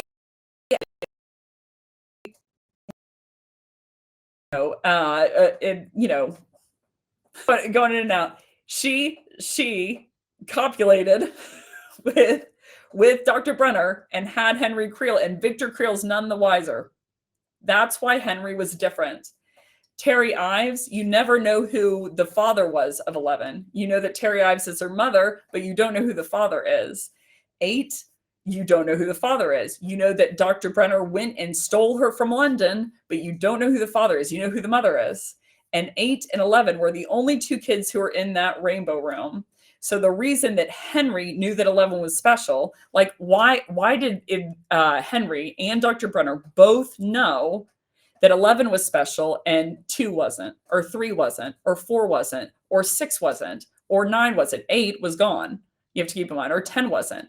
They knew 11 was special. That's why they worked with her so much when her powers weren't even that big, because they knew her potential. Because Dr. Brenner, here's the other spoiler, Dr. Brenner has powers as well. So the reason 8 Henry and 11 are special is because their dad is Dr.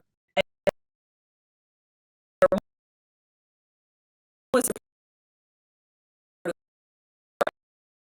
their 8 and 11, their mom was a part of the sorry guys, I don't know why it's going in and out. So the reason that they knew that Henry and Dr. Brenner in specific knew that 11 was going to be special, and Henry says to 11 when he's coaching her, he says, you and I are special. And what he means by that is they share the same dad, which is Dr. Brenner. Here's going to be a fun one. All of the rest of people, all the rest of the kids, the reason they're in the program is because they all share Henry. They pumped Henry's blood into the rest of the kids. The reason 11 and 8 were a standout is because their dad is Dr. Brenner, plus they were combined with Henry's blood. That's why they all call each other brother and sister, because they all share essentially the same blood. Henry and 11, Henry is not 11's father. Henry is 11's sister, right? Half sister. They both share the same father. 8 also shares the same father. They all 3 have different mothers, but they all share the same father. Here's another blow up. So Henry had Dimension X blood because he touched all that cave equipment. Dr. Brenner, his dad, was the first one and only one who survived who came back from Dimension X. This is going to be awesome. I can't wait to see anyone who pays attention to the series. I cannot wait for the moment when anyone hears this. And I'll give you a fact that I saw it one day. The reason I watch Stranger Things so much is every single time I'm making a deck, I put on Stranger Things in the background. So I've watched every season, like verbatim, and when I was creating season 4, I randomly was going to turn it off and I caught something that I've never seen on Reddit that I was like, oh my gosh, this is the biggest blow up. Here it is. Go to season 4, episode 4, the end of it. So this is the point where 11 was taken down into to go regain her powers. Which I'll hit on in a second. And Dr. Brenner is trying to remind her of the past so that she remembers her powers, right? And 11 eventually gets her powers back. And she wants to leave, essentially. She finds out that Dr. Brenner's bad, and she wants to leave. So all these guards come up to her, and she kills them all because her powers are back. And there's an unbelievable clip that no one has seen. I guarantee you. I've trolled the internet for this. No one's caught it. At the end of that episode, so 11's just blown up a whole bunch of people. And then Dr. Brenner comes up to her, which would be like, why don't you just blow up Dr. Brenner? And she tries. She does this, but it mutes and it doesn't work because Dr. Brenner has powers. So that was one piece of it. But then Dr. Brenner walks up to her and she starts talking to her, and 11's eye is on the door because she wants to leave, essentially. And she didn't know up to this point anything about Dr. Brenner, really. She knew who her mother was. She didn't know who her father was. And she looks at the door, and then Dr. Brenner says a speech. Here is one of the most important reveals, but it's a big one. And he hands out his hand like this, but you can't see his wrist. You can only see, anyone's going to know where I'm going with this. You can't see, you can just see this side of his hand. And he reaches out, and 11 looks off. And at this point, all you can see is 11's face. And she looks off at the door, and then she looks at Dr. Brenner, but she looks down at his wrists. And there's 2 seconds where she looks shocked. And then she looks back up at Dr. Brenner, And then she looks at the door to leave. Then she looks back at Dr. Brenner, looks down at his wrists, and then looks back at his face. And for the first time since she's gotten her powers back, she says, Papa. And he says, daughter. They hold hands and they walk back in together. That's because Henry is 001. 11 is 011. Dr. Brenner is 000. So the reason she was looking at his wrist is because she was shocked that there was 3 numbers on it. It was 000. We hadn't even considered the idea that there was something that came before 1. So when Henry goes on this long rant, evil rant about 211 explaining everything, he literally says it verbatim. He says, my mother wanted me to go with this evil doctor. I blew everyone up and then I passed out from my own powers because I didn't know my limits. When I woke up, Dr. Brenner, I was in control of Dr. Brenner, which was the exact thing that I didn't want to happen. And he says verbatim, it's all very obvious. He says verbatim, Dr. Brenner wanted to recreate me. So essentially what he means is recreate his blood. So he says, Dr. Brenner wanted to recreate me. So he started a program and took Henry's blood and put it in everyone, mixed with all of these women, you know? So like Henry was infused to them. That's why they all had powers, essentially, is because they had Henry's blood.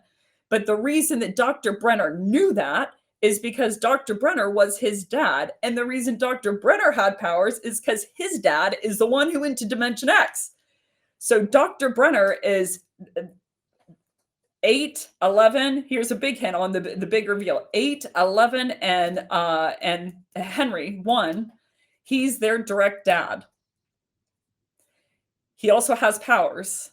11 tries to blow him up multiple times, but it either doesn't work or she doesn't do it. Another big hint is in season 1, when they're all in the school and there's demogorgons there and blah, blah, blah. And 11 offs a whole bunch of the guards and the woman. I believe that's the real Alice Creel, by the way. The woman who comes in with short hair, blue eyes, and the one who kills Benny. And the last scene that you see is Dr. Brenner being taken over by a demogorgon. Like a demogorgon jumps on top of him. And everyone dies in that school. All of the guards die. Every single person dies except for 11 and the crew. And somehow, you don't get the backstory, Dr. Brenner's still alive. Why? He's got powers. So he just split the demogorgon in half. That he's like, I can handle this because he has powers, because his dad had powers, essentially. So Dr. Brenner is 000. Henry is 001. Dr. Brenner is Henry's father. Dr. Brenner is 11's father. And he's also 8's father.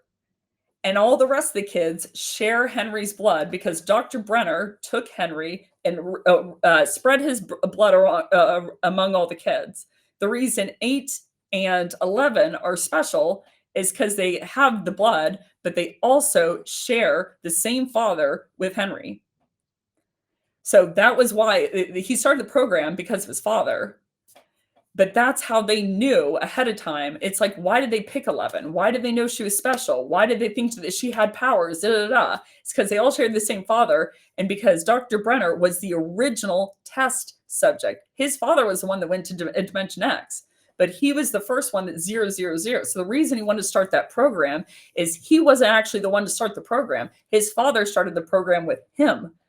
So he was the first one. Here's another big tip of why I know this is true. That clip cemented it to me. It's shocking. Go watch it. Season 4, episode 4. So the other tip of how you see that is Dr. Brenner in every single episode and every single season is wearing not one watch. He's wearing 2 watches, one on each hand. One is for time. The other one is to cover up the tattoo because he's 000, which is going to come out in the next season. Okay. Yeah, that's it in terms of relationships that you didn't know. Okay, sales, Stranger Thing 4 that you didn't know. Or strange thing that reps do. Trying to grow fear. I like how I'm short about the sales stuff. Here's the thing. I have hours of sales content. I 265 hours to be exact. Okay, so trying to grow fear. Reps believe, and I get it, that fear is a good thing. So deals are lost for two reasons: status quo and indecision. And they're confused for the same thing. Status quo is the buyer doesn't think the problem's big enough. Indecision is they do think it's big enough, but they still slow down and they don't buy anyway. Both of these buyers are afraid. And both of these buyers don't buy eventually because of their relationship to fear. But in status quo, it's because their fear isn't high enough. They're not afraid enough of what happens to of the cost, like the cost of them if something doesn't, if they don't move forward. In an indecision, their fear isn't low enough. They believe this is bad enough, but they're afraid statistically that they won't be able to get their goal, essentially, that they won't be able to hit their outcome. So status quo, there is the fear of inaction, and the seller's trying to grow it, sleazily enough. Indecision, what they're afraid of is that they're going to pick the wrong product. There's too much information to understand, and outcome uncertainty. Even if I do pick the right product, and even if I do have the right information, I still won't be able to get my outcome. So you have fear of inaction, and you have fear of action here. Here you need to, hypothetically, this fear needs to grow. Here, the fear needs to lessen. Here is errors of omission. What the error is, what is if I omit an action. Here is an error of commission. Originally, it would have been the error of an action. That's why I started to move forward. But the fear that comes in here is what happens if I make an action, if I do swipe the credit card, if I do buy and it doesn't work. Here's the interesting thing, though. This one is statistically 3 times stronger. So it enters what's a concept called omission bias. And what omission bias is our psychological preference to if I'm going to psychological preference to make a error of omission over commission. You have to keep in mind a buyer, when they're trying to solve something, they didn't necessarily create it. If I come in new as a leader, I didn't necessarily create it or have a hand in that. I start day one and there's a huge problem. That problem is mine to solve now moving forward, but I wasn't the author of it. And I certainly wasn't the strict author of it. But the new error that comes in is if I make a move to try and solve for it and I'm incorrect in how to do that, now the newest error is the error that I just made. This one is sort of attributed to someone, but not in all cases, and not directly to them, and not only to them. This one 100% is. They were the one that ran the credit card. So that's why you see people involving up to 15 people in a mid-market deal. It's getting ridiculous. It's not because they want everyone's sixth take. They know it will slow the thing down, but they want shared accountability. So here's what sellers do. There is no statistical evidence, period, that suggests that, and I'm going to attack COI selling, number one, that costs of inaction selling, trying to raise the buyer's fear of what happens if they don't move forward. There is no statistical evidence that that will increase conversion. There's only one bed of statistical evidence on that relationship, and it's that COI selling plummets your results.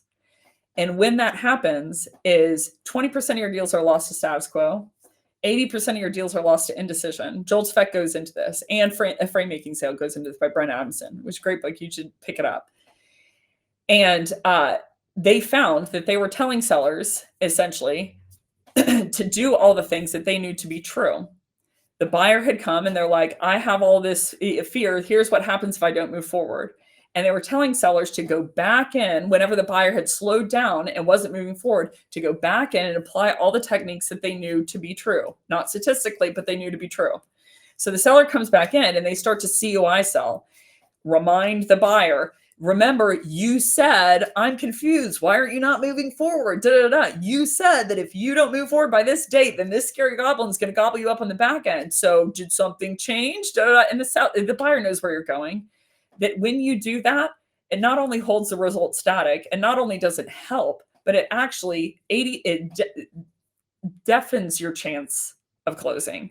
84% of the time, it drastically decreases the likelihood you could close.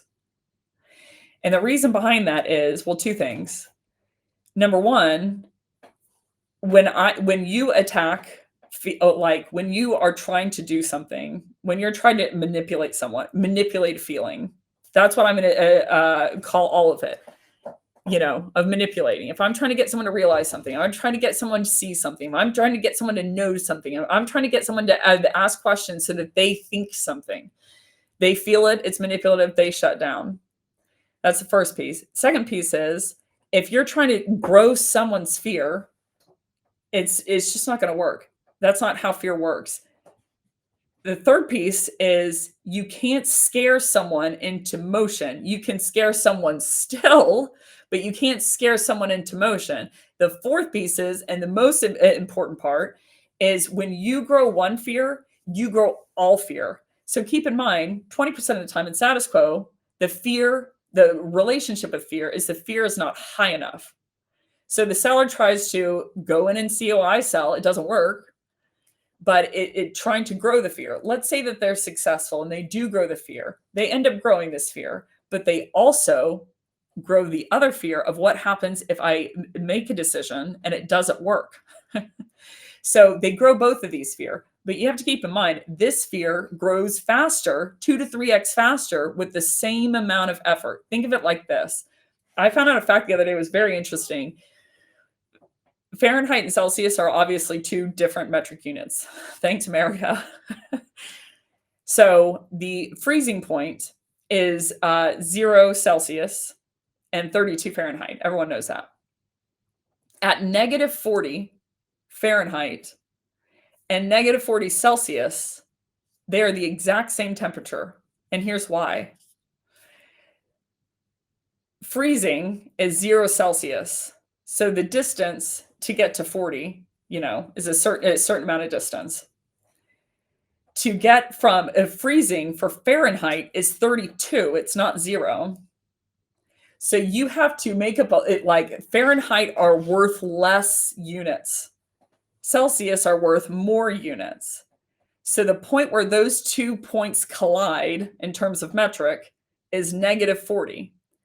That like so much Fahrenheit was equal to think of it like 10 chickens equals 6 lions. So negative 40 for both is where those 10 chickens, those numbers are the same temperature. So when you're thinking about fear, when I grow this fear, when I grow the fear of not moving forward, what happens to me if I don't move forward? I end up growing both. But this one grows faster.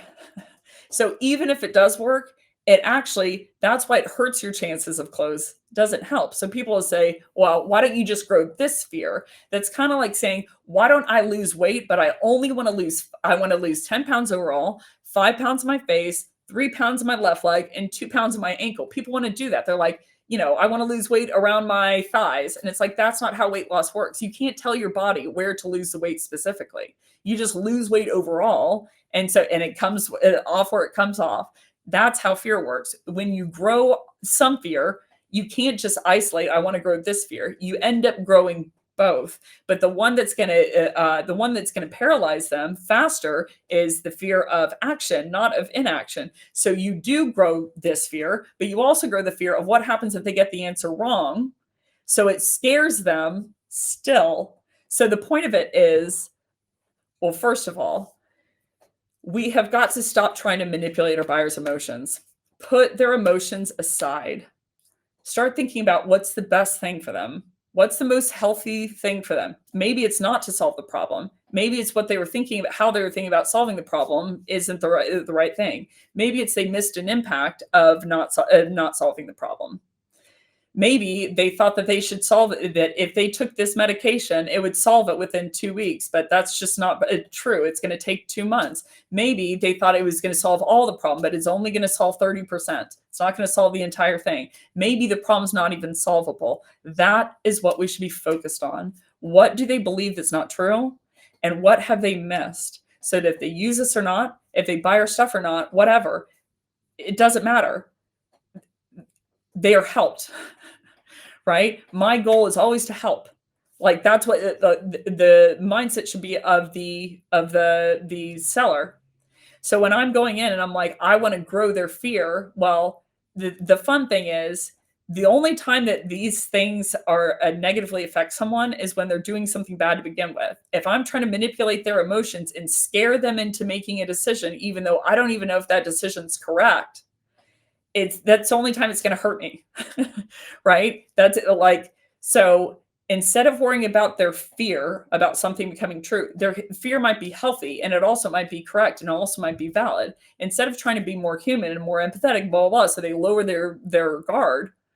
And so I'm like, what? So you can close them? Instead of thinking about what they think or what they realize or what they see. And I see, and again, you got to put the seller aside. I see a lot of sellers, and I did quite a bit, struggle with what questions do I ask?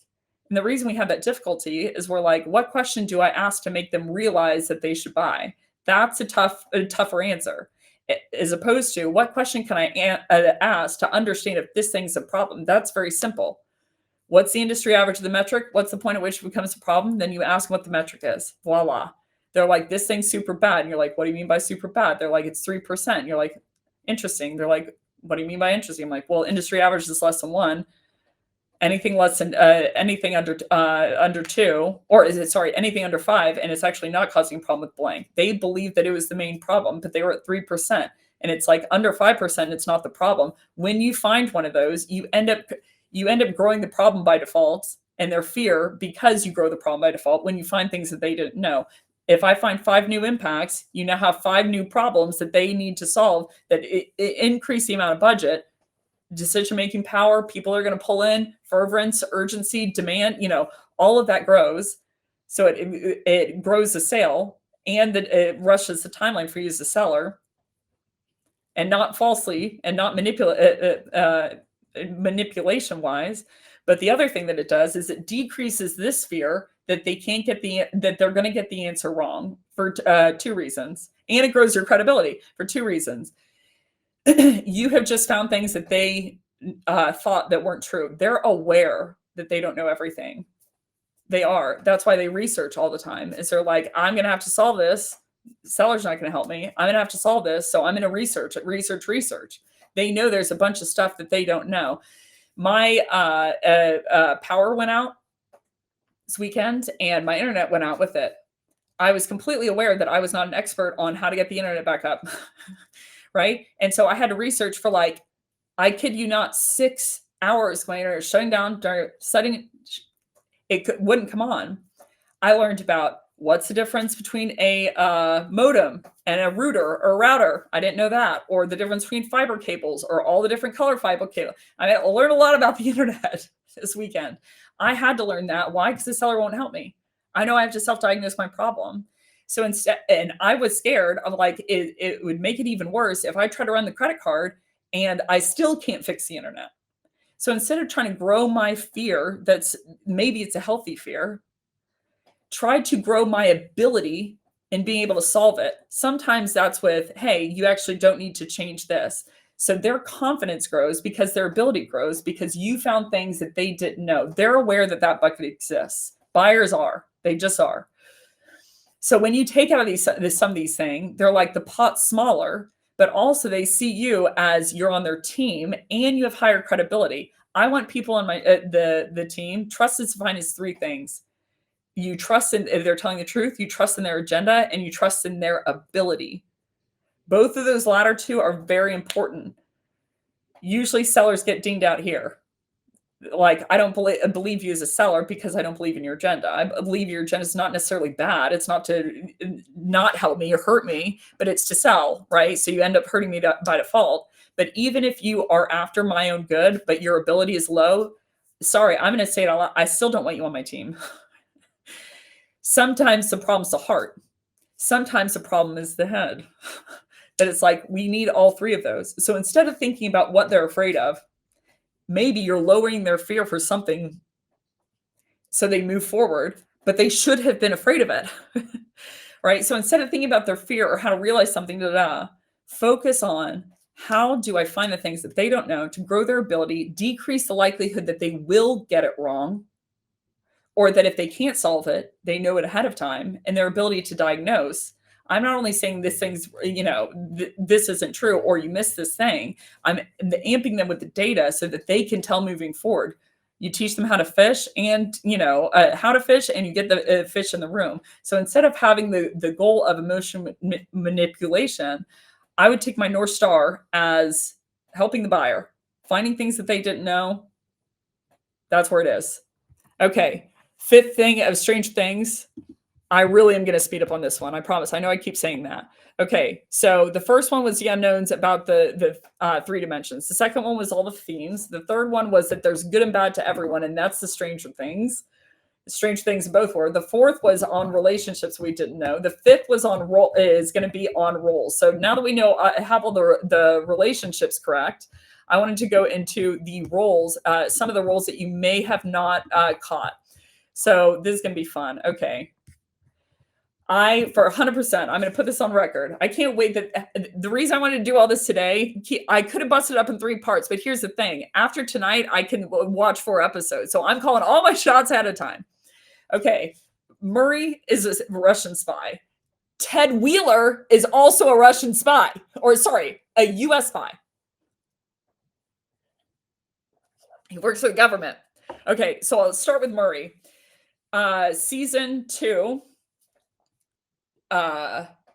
Nancy Wheeler and Jonathan Byers go to Murray's house because Murray was originally hired by Barb, her parents. It's Barb Holland, oddly enough. Barb's parents.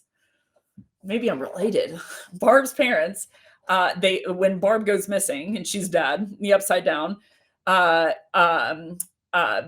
Her parents hide because Jim Hopper isn't doing his job. He is doing his job. He knows Barb's dad. And so he's not chasing anymore because he knows it, but he can't explain the Upside Down, blah, blah, blah, because that's the promise that Hopper made to the government and the Department of Energy in the beginning. He was like, if you let us go find Will, I won't say anything ever again. So he can't say anything to Barb's parents. That's why Nancy teases out some information. Her and Jonathan do over the phone to Barb's parents. They say, meet me at this park to see if that theory is correct. And a whole bunch of government officials show up and basically take him to jail, essentially. So point being, Barb's parents hired Murray as an outside investigator to come in and research the death of Barb because Jim Hopper wasn't doing his job. Okay, so first things first, Murray speaks Russian. That should be a red flag. Second thing, and I'm going to use some concrete evidence. When Nancy and Jonathan go over to, they go over to Murray's house, even though he had been like kind of pushed off the case because he couldn't find anything. Jonathan and Nancy go over to Murray's house unasked. And when they go in, so interesting. Okay. In season 4, Hopper was thrown in Russian jail. He was shipped out there. And that's why he had Joyce come get him, blah, blah. And one of the torture mechanisms they put him through is they put on an elephant mask on him.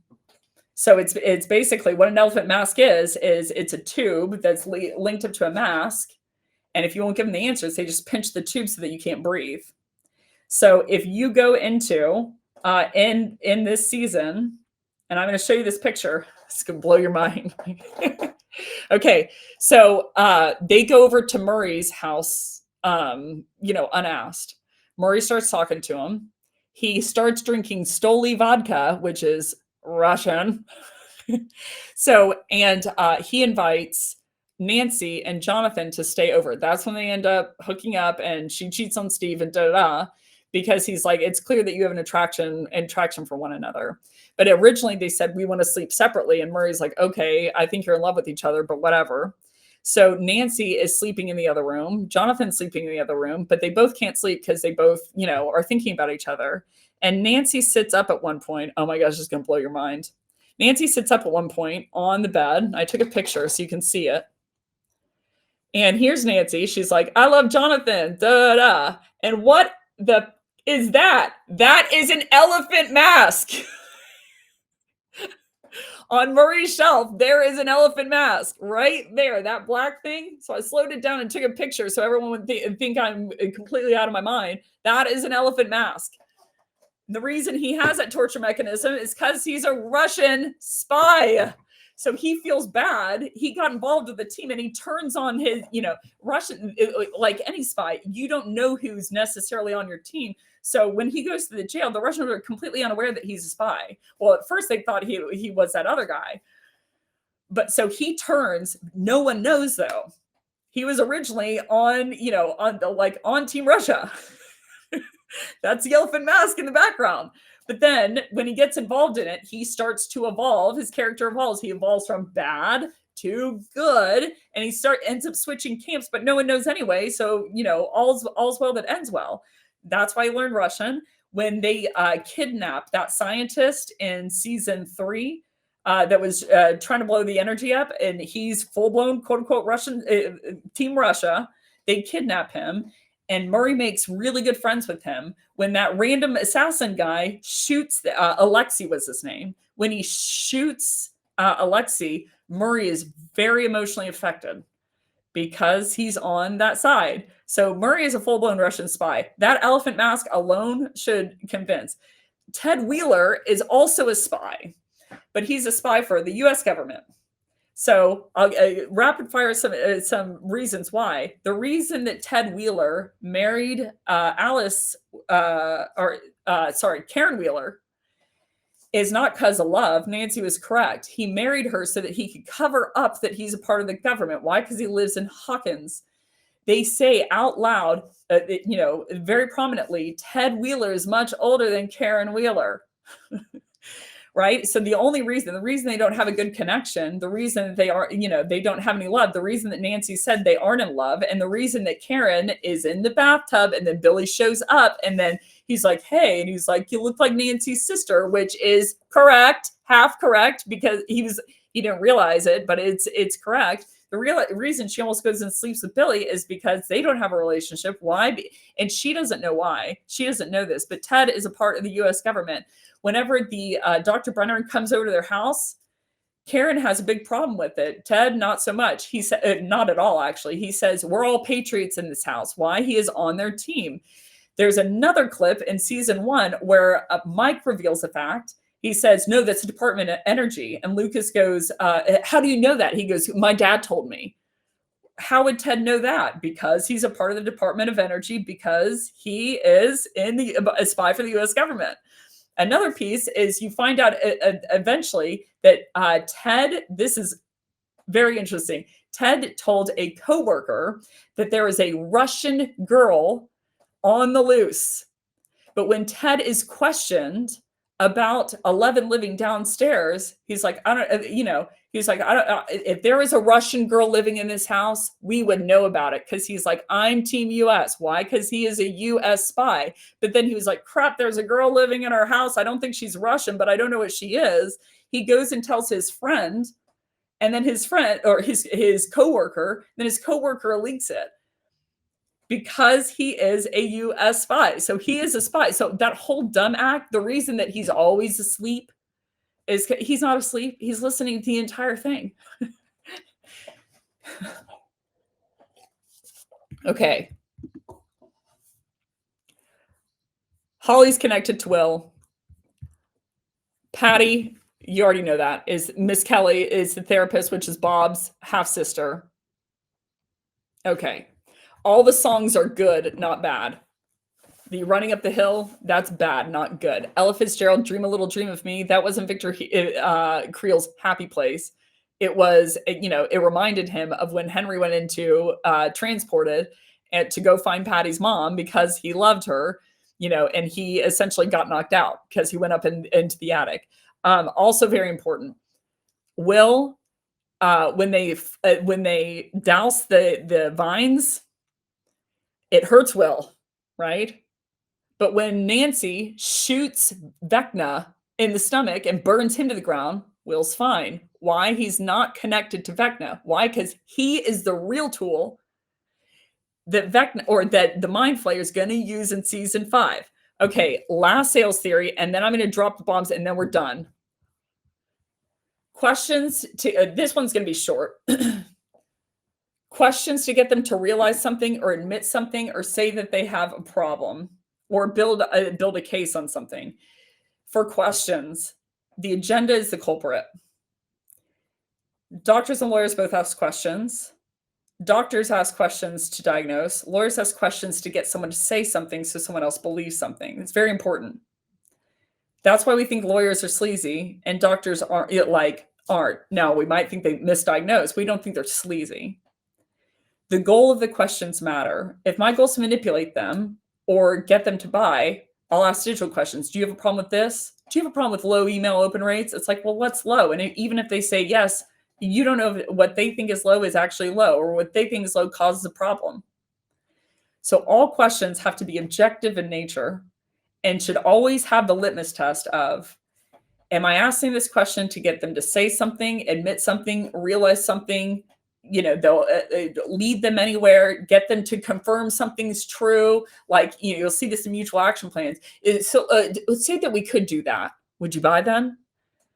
So that we can build a case. Can we both agree that blank, so you can build a case on any of that, is all like, it's all different brands of whiskey, but it's all still just whiskey. It's me trying to use the buyer to get money out of them.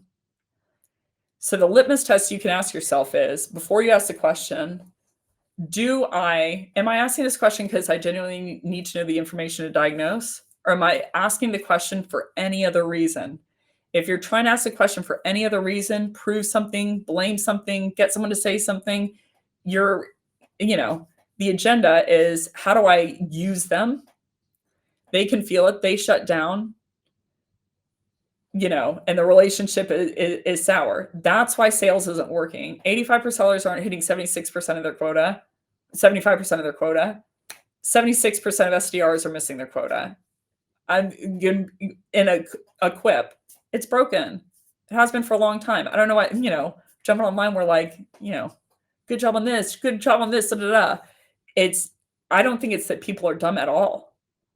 I think it's because we have missed what the agenda of a seller actually is. We know a lot of things that we don't want to be now. I don't want to be sleazy. I don't want to be salesy. I don't want to blah, blah, blah, which I kind of question, because then we all pile a new objection handling webinar. I'm like, how's that help the buyer? How does you handling objection help the buyer? How does you setting a contract at the beginning? How does a mutual action plan help the buyer? It's really for us to get something out of them. The culprit is the mindset, or even detaching from the outcome. I'm like, why? So that you can pretend like you don't care. I'm like, the problem is your outcome that you're set on is, how do I make money, or how do I get them to admit things so that I can make money and get them to buy? You don't need to completely detach from the outcome. We can't do that. We shouldn't do that. We're a seller, right? We're an SDR, and it's all an act anyway. Like, it's just pretending. Instead of detaching from the outcome or acting curious or making them feel heard, that's all, I guess, a nice side note, but wrong doctor. Change the outcome to, I want to find anything that they believe is not true and anything they miss to help them, irregardless of me. That is you marrying yourself to the seller's best interests, and that's where the results come in. Okay, last bucket, then we're closing out. The last bucket is who everyone says will die but is not going to die. This is going to be where I'm the most exposed.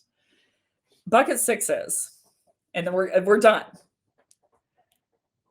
The people that everyone says is going to die, are going to die, that are not going to die. Who's really going to die? The people who think are going to come back in season 5 that aren't going to come back. Who's really coming back in season 5? And then what's going to happen in the end? This is going to be, I promise you, very short. Everyone online is convinced that Steve is going to die. He's not. They're convinced Eleven's going to die. She's not. They're convinced that Will's going to die. He's not. You got to keep in mind, Stranger Things, the point of it, which no one knows. Why is it called Stranger Things? It's because there's a blue and a red to everyone. There's good and bad to everyone. There's a dark side and a good side to everyone. You can be the good person, the bad, everyone. It's not just that the upside down is not just the piece of Stranger Things. Dimension X is not just Stranger Things. Hawkins is also strange too. Meaning, we all have that in our humanity. So it's, which side do we choose? That is the point of Stranger Things. Which side do we choose? We all have both of these in us. Dustin, even though you're like, he's the sweetest little boy ever, of like, you just want to eat him up. By the way, they are not going to kill Dustin. That's clear. I mean, there would be anarchy on everyone's hands. But even he lied about Dark directly to everyone's face. Why? Because he cared about him, but he still lied. He still did something bad. The point of it is, which side do you choose? The point of it is, which side does Will choose? So everyone's saying 11's going to die, or Will's going to die, or Steve's going to die, or Max is going to die. And I'm like, no, none of those people are going to die. If they have already died in the series, here's how cinema and stories, here's how books work. If they've already died, they're not going to take him away from you twice. Will's already died. They're not going to take him away. 11, they're not going to take away. Hopper, they're also not going to take away. On a side note, and then I'm going to tell you the main hitter, the Duffer Brothers has said on record, there is going to be a main character death. So everyone's like, it's Will. I'm like, it's not Will, Brendan. 11's not going to die. They're like, it's Steve. Steve is also not going to die. That's not the impactful death, because each one of these, like if they were to take out 11, I mean, she's been through enough. Will's been through enough. Blah, blah. Keep in mind, it needs to be a sacrifice of love, just like Eddie was. None of those people are going to die. Steve is staying put. Everyone thinks it's Steve. It's not him. And everyone's like, it's a main character. I'm like, yeah, it is a main character, but it's not one of the four. It is Joyce. Joyce Byers is who is going to die. That would be heartbreaking. Joyce is the only character that hasn't done anything bad in the series.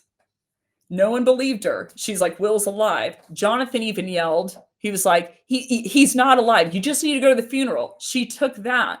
She was always after helping Will. I'm going to go and get him back. I love you. I love you. I love you. Even when 11 goes into the pool, Joyce is holding her hand.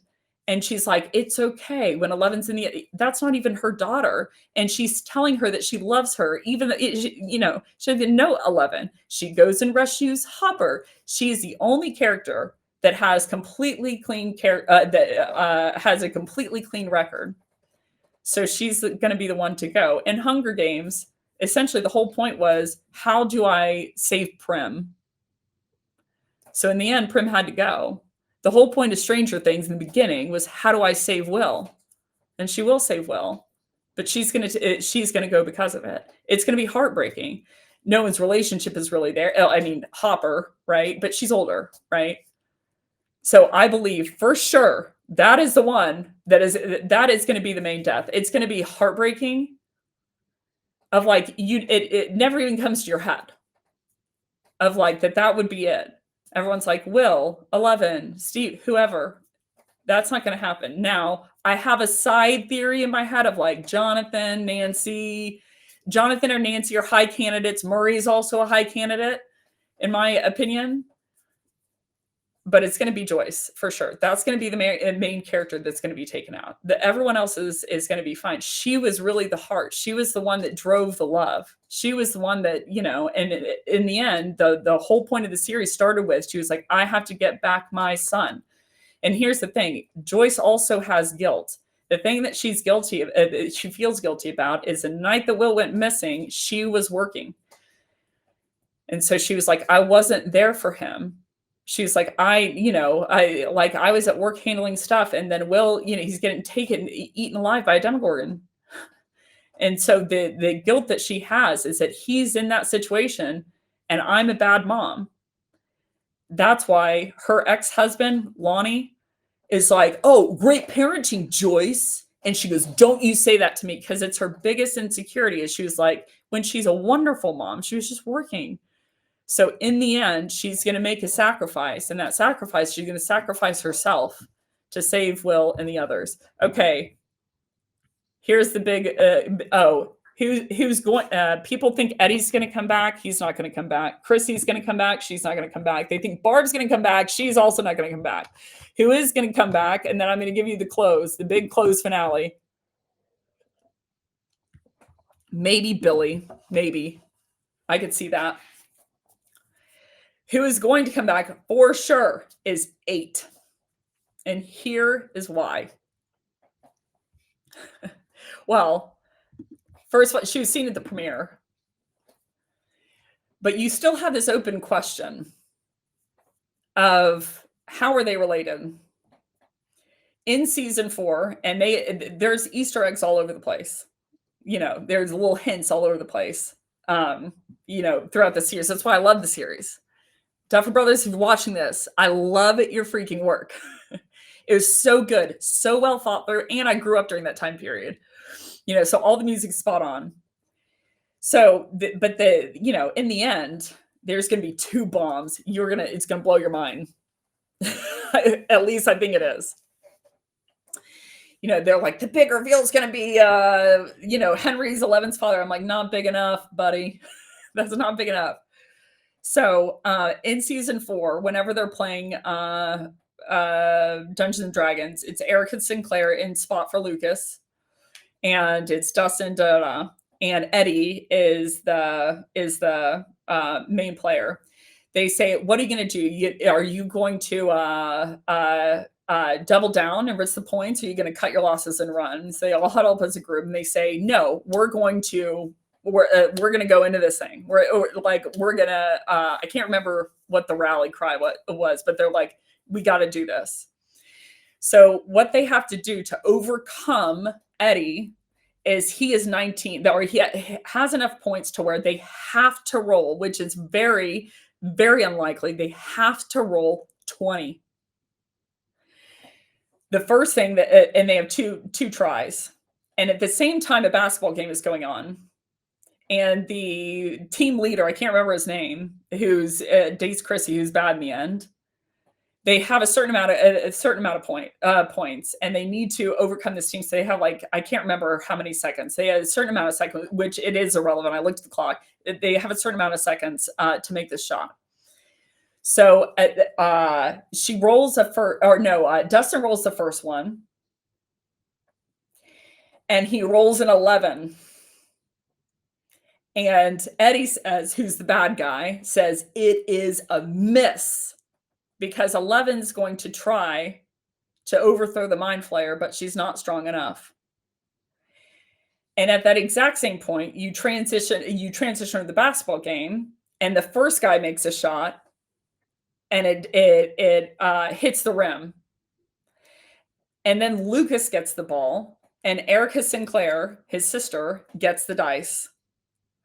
Lucas on his shirt, there's an 8. He is the number 8. This is not even the biggest reveal. He's the number 8. And Erica rolls the dice, and Lucas gets the ball, and he pivots, and he makes a shot. Lucas makes the shot, and Erica rolls the 20. They win. But he's 8. So 11 can't do it herself. That's obvious. 8's going to come back. That's her sister, and she's going to help.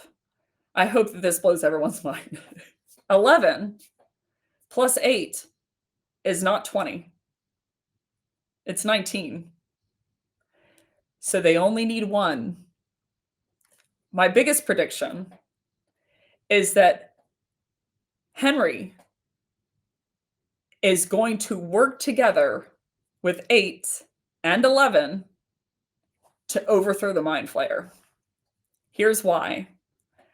The reason Henry has had a really hard time, he was Henry/1, and then he became Vecna slowly. And one eye color that was blue, still good, and then both of them went dark. The reason that he did that was because he had a love with Patty, and that was destroyed. But there was always a good side. When you go to the first shadow, it doesn't matter who. There is always a good side, just like there's always a bad side. There was a bad side to Dustin. There was a good side to Dart, the little Demogorgon. Dart let everyone pass, even though he's a Demogorgon. Henry has a good side. And he also has a bad side, so he can choose. Usually, he would have chosen the good side or the dark side. However, the Mind Flayer can infect anyone and use anyone. They say that several times in the series. Mind Flayer uses you when they need to use you, and then they can transport bodies. So Will talks about this a lot. He's like, sometimes you're just vacant, but you always know that you're there. So the Mind Flayer, as a reminder, Vecna can only go to the Upside Down in Dimension X. He cannot go to Hawkins. Will can. So when Vecna took Will and he pumped him full of Dimension X, and when Will swallowed the Mind Flayer, he now has the ability to go to all three worlds, which we've already talked about that. But what Vecna is going to find out at that point is that the Mind Flayer doesn't give a crap about him. Why? He's not what the tool that is best to use. He can't go into Hawkins. The whole goal is to overtake Hawkins. And Will can go into Hawkins. Vecna cannot go into Hawkins. So Vecna is just a tool. He thinks that he thinks that no one wants a relationship with him. But the Mind Flayer does. So I'm going to be bad. But then he's going to find out that the Mind Flayer doesn't give a crap about him.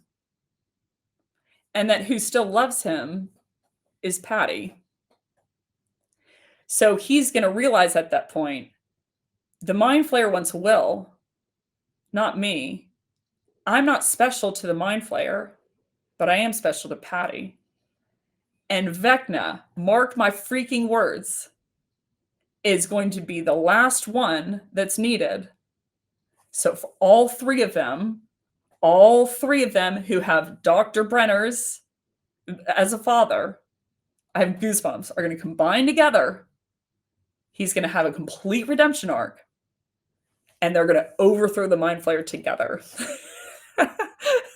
8 plus 11 is 19, baby. It's not 20. And they need 20. So they are only missing 1. So that is the big theory in the end, is I think that not only is Henry going to have a huge redemption arc, but he is going to be the key to, we're going to close off the Mind Flayer. The Mind Flayer is the bad guy. Remember, it's not Vecna. They're going to overthrow the Mind Flayer, lock down Dimension X. And remember, Will's and the Mind Flayer went out of Will. That's what Joyce was sweating out. All of the Mind Flayer blood is going to come out of Vecna, and it's all going to suck back into Dimension X. And they all three are going to close not the gate between Upside Down and Hawkins. Upside Down is not the main source. It's up for grabs, but it's not the main source. And they're all three going to close Dimension X together because they were all three the ones. Dr. Brenner and his dad is the one that opened it. Henry's the one that went to it by touching the stuff. And 11's the one that opened it between Hawkins. So they need all of those players to put the monkey back in the box. So that, I think, is for sure what is going to happen is Henry Creel, because people are like, oh, the point of this is this. Everyone can be good. Everyone can be bad. Skill is skill. It's either skill used for a good purpose or skill used for bad. The Stranger Thing isn't just the downside. The Stranger Things is that we think that Hawkins is perfect. You know, they were all rallying together. Like, Hawkins is not perfect. You would think they're the good guys, right? They were the guys that tried to chase after Eddie when he did nothing wrong. They were trying to kill Eddie, right? The strange thing is not the Upside Down. It's that Hawkins, we don't realize that there is a bad side in all of us. We can all do that bad thing. And we can all do the good thing. There's good in Henry. There's good in Vecna. There's good in me. There's good in everyone. There's bad in Henry. There's bad in me. There's bad in everyone. It is about the choice. Which one of these am I going to choose? So Will says, he starts the thing, then we're going to close. He says, should I stay or should I go? He's like, should I go to the dark side? Should I go to the light side? Should I work with Mind Flayer? Should I go to Hawkins? There's 2 there. 11 is trapped in, 11 can only go to the Upside Down and Hawkins. Vecna can only go to the Upside Down and Dimension X. Will's the only one who can go through all 3. So he's like, should I stay or should I go? Should I do the good thing or should I do the bad thing? Should I be the Russian spy as Murray or should I help the team? Should I as Hopper take the pills and drink on the job or should I, on and on and on and on. Is Steve, should I write Nancy's or should I be helpful? Should I lie or should I not? It's not about being perfect. Lucas called 11 a traitor, but then he apologized. He said, you weren't the traitor. I'm sorry. And she says, her response back is, she goes, yeah, but friends don't lie. and I lied about the compass. And they're all friends together in the crew. So that is it. 2 hours and 17 minutes.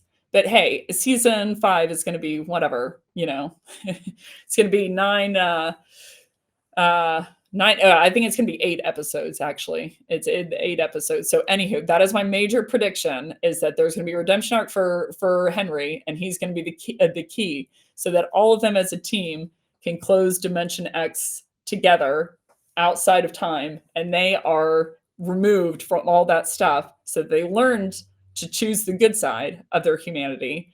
So now they have passed the test of, I'm going to choose the good side tomorrow. And when I talk to that person, instead of talking crap about them, or instead of seeing the worst in someone, or instead of saying we should burn Eddie to the ground because hellfire is a cult, it's not a cult, it's a D&D club, right? To look for the good side. And to, when you notice that difference and you have that moment that you're like, I could, to choose the good. We all have a choice. Choose the good. That is everything. Thanks so much for watching, everyone. Thanks so much to the Duffer Brothers. This is an incredible series. This has been going on forever. I am so pumped. So season 5 starts tonight. The first 4 episodes are going to be live. It's 2 a.m., which is quote unquote Thanksgiving. And then there's, which if you're still on the line, you know this, but there are ones on Christmas Day. And then the final one is going to be New Year's Eve. So I hope that everyone likes it. I am super excited. I think it's going to be a massive blow. Those are all my predictions. I think Billy might come back. On his license plate says 235 because I think those are season 235. That's why I think Billy might come back. But thank you for tuning in. Thank you for being a part of this. Thank you for all the questions and all the engagement in the chat. I see my phone going off and off and off and off and off, but I can't multitask because I have some limitations. Anywho, I hope y'all have a great rest of your night. Happy Thanksgiving to everyone. I hope everyone is with family. They choose a good. You have a good time. Yeah. Happy Thanksgiving, y'all. Thanks so much for tuning in. Toodaloo. Bye for now.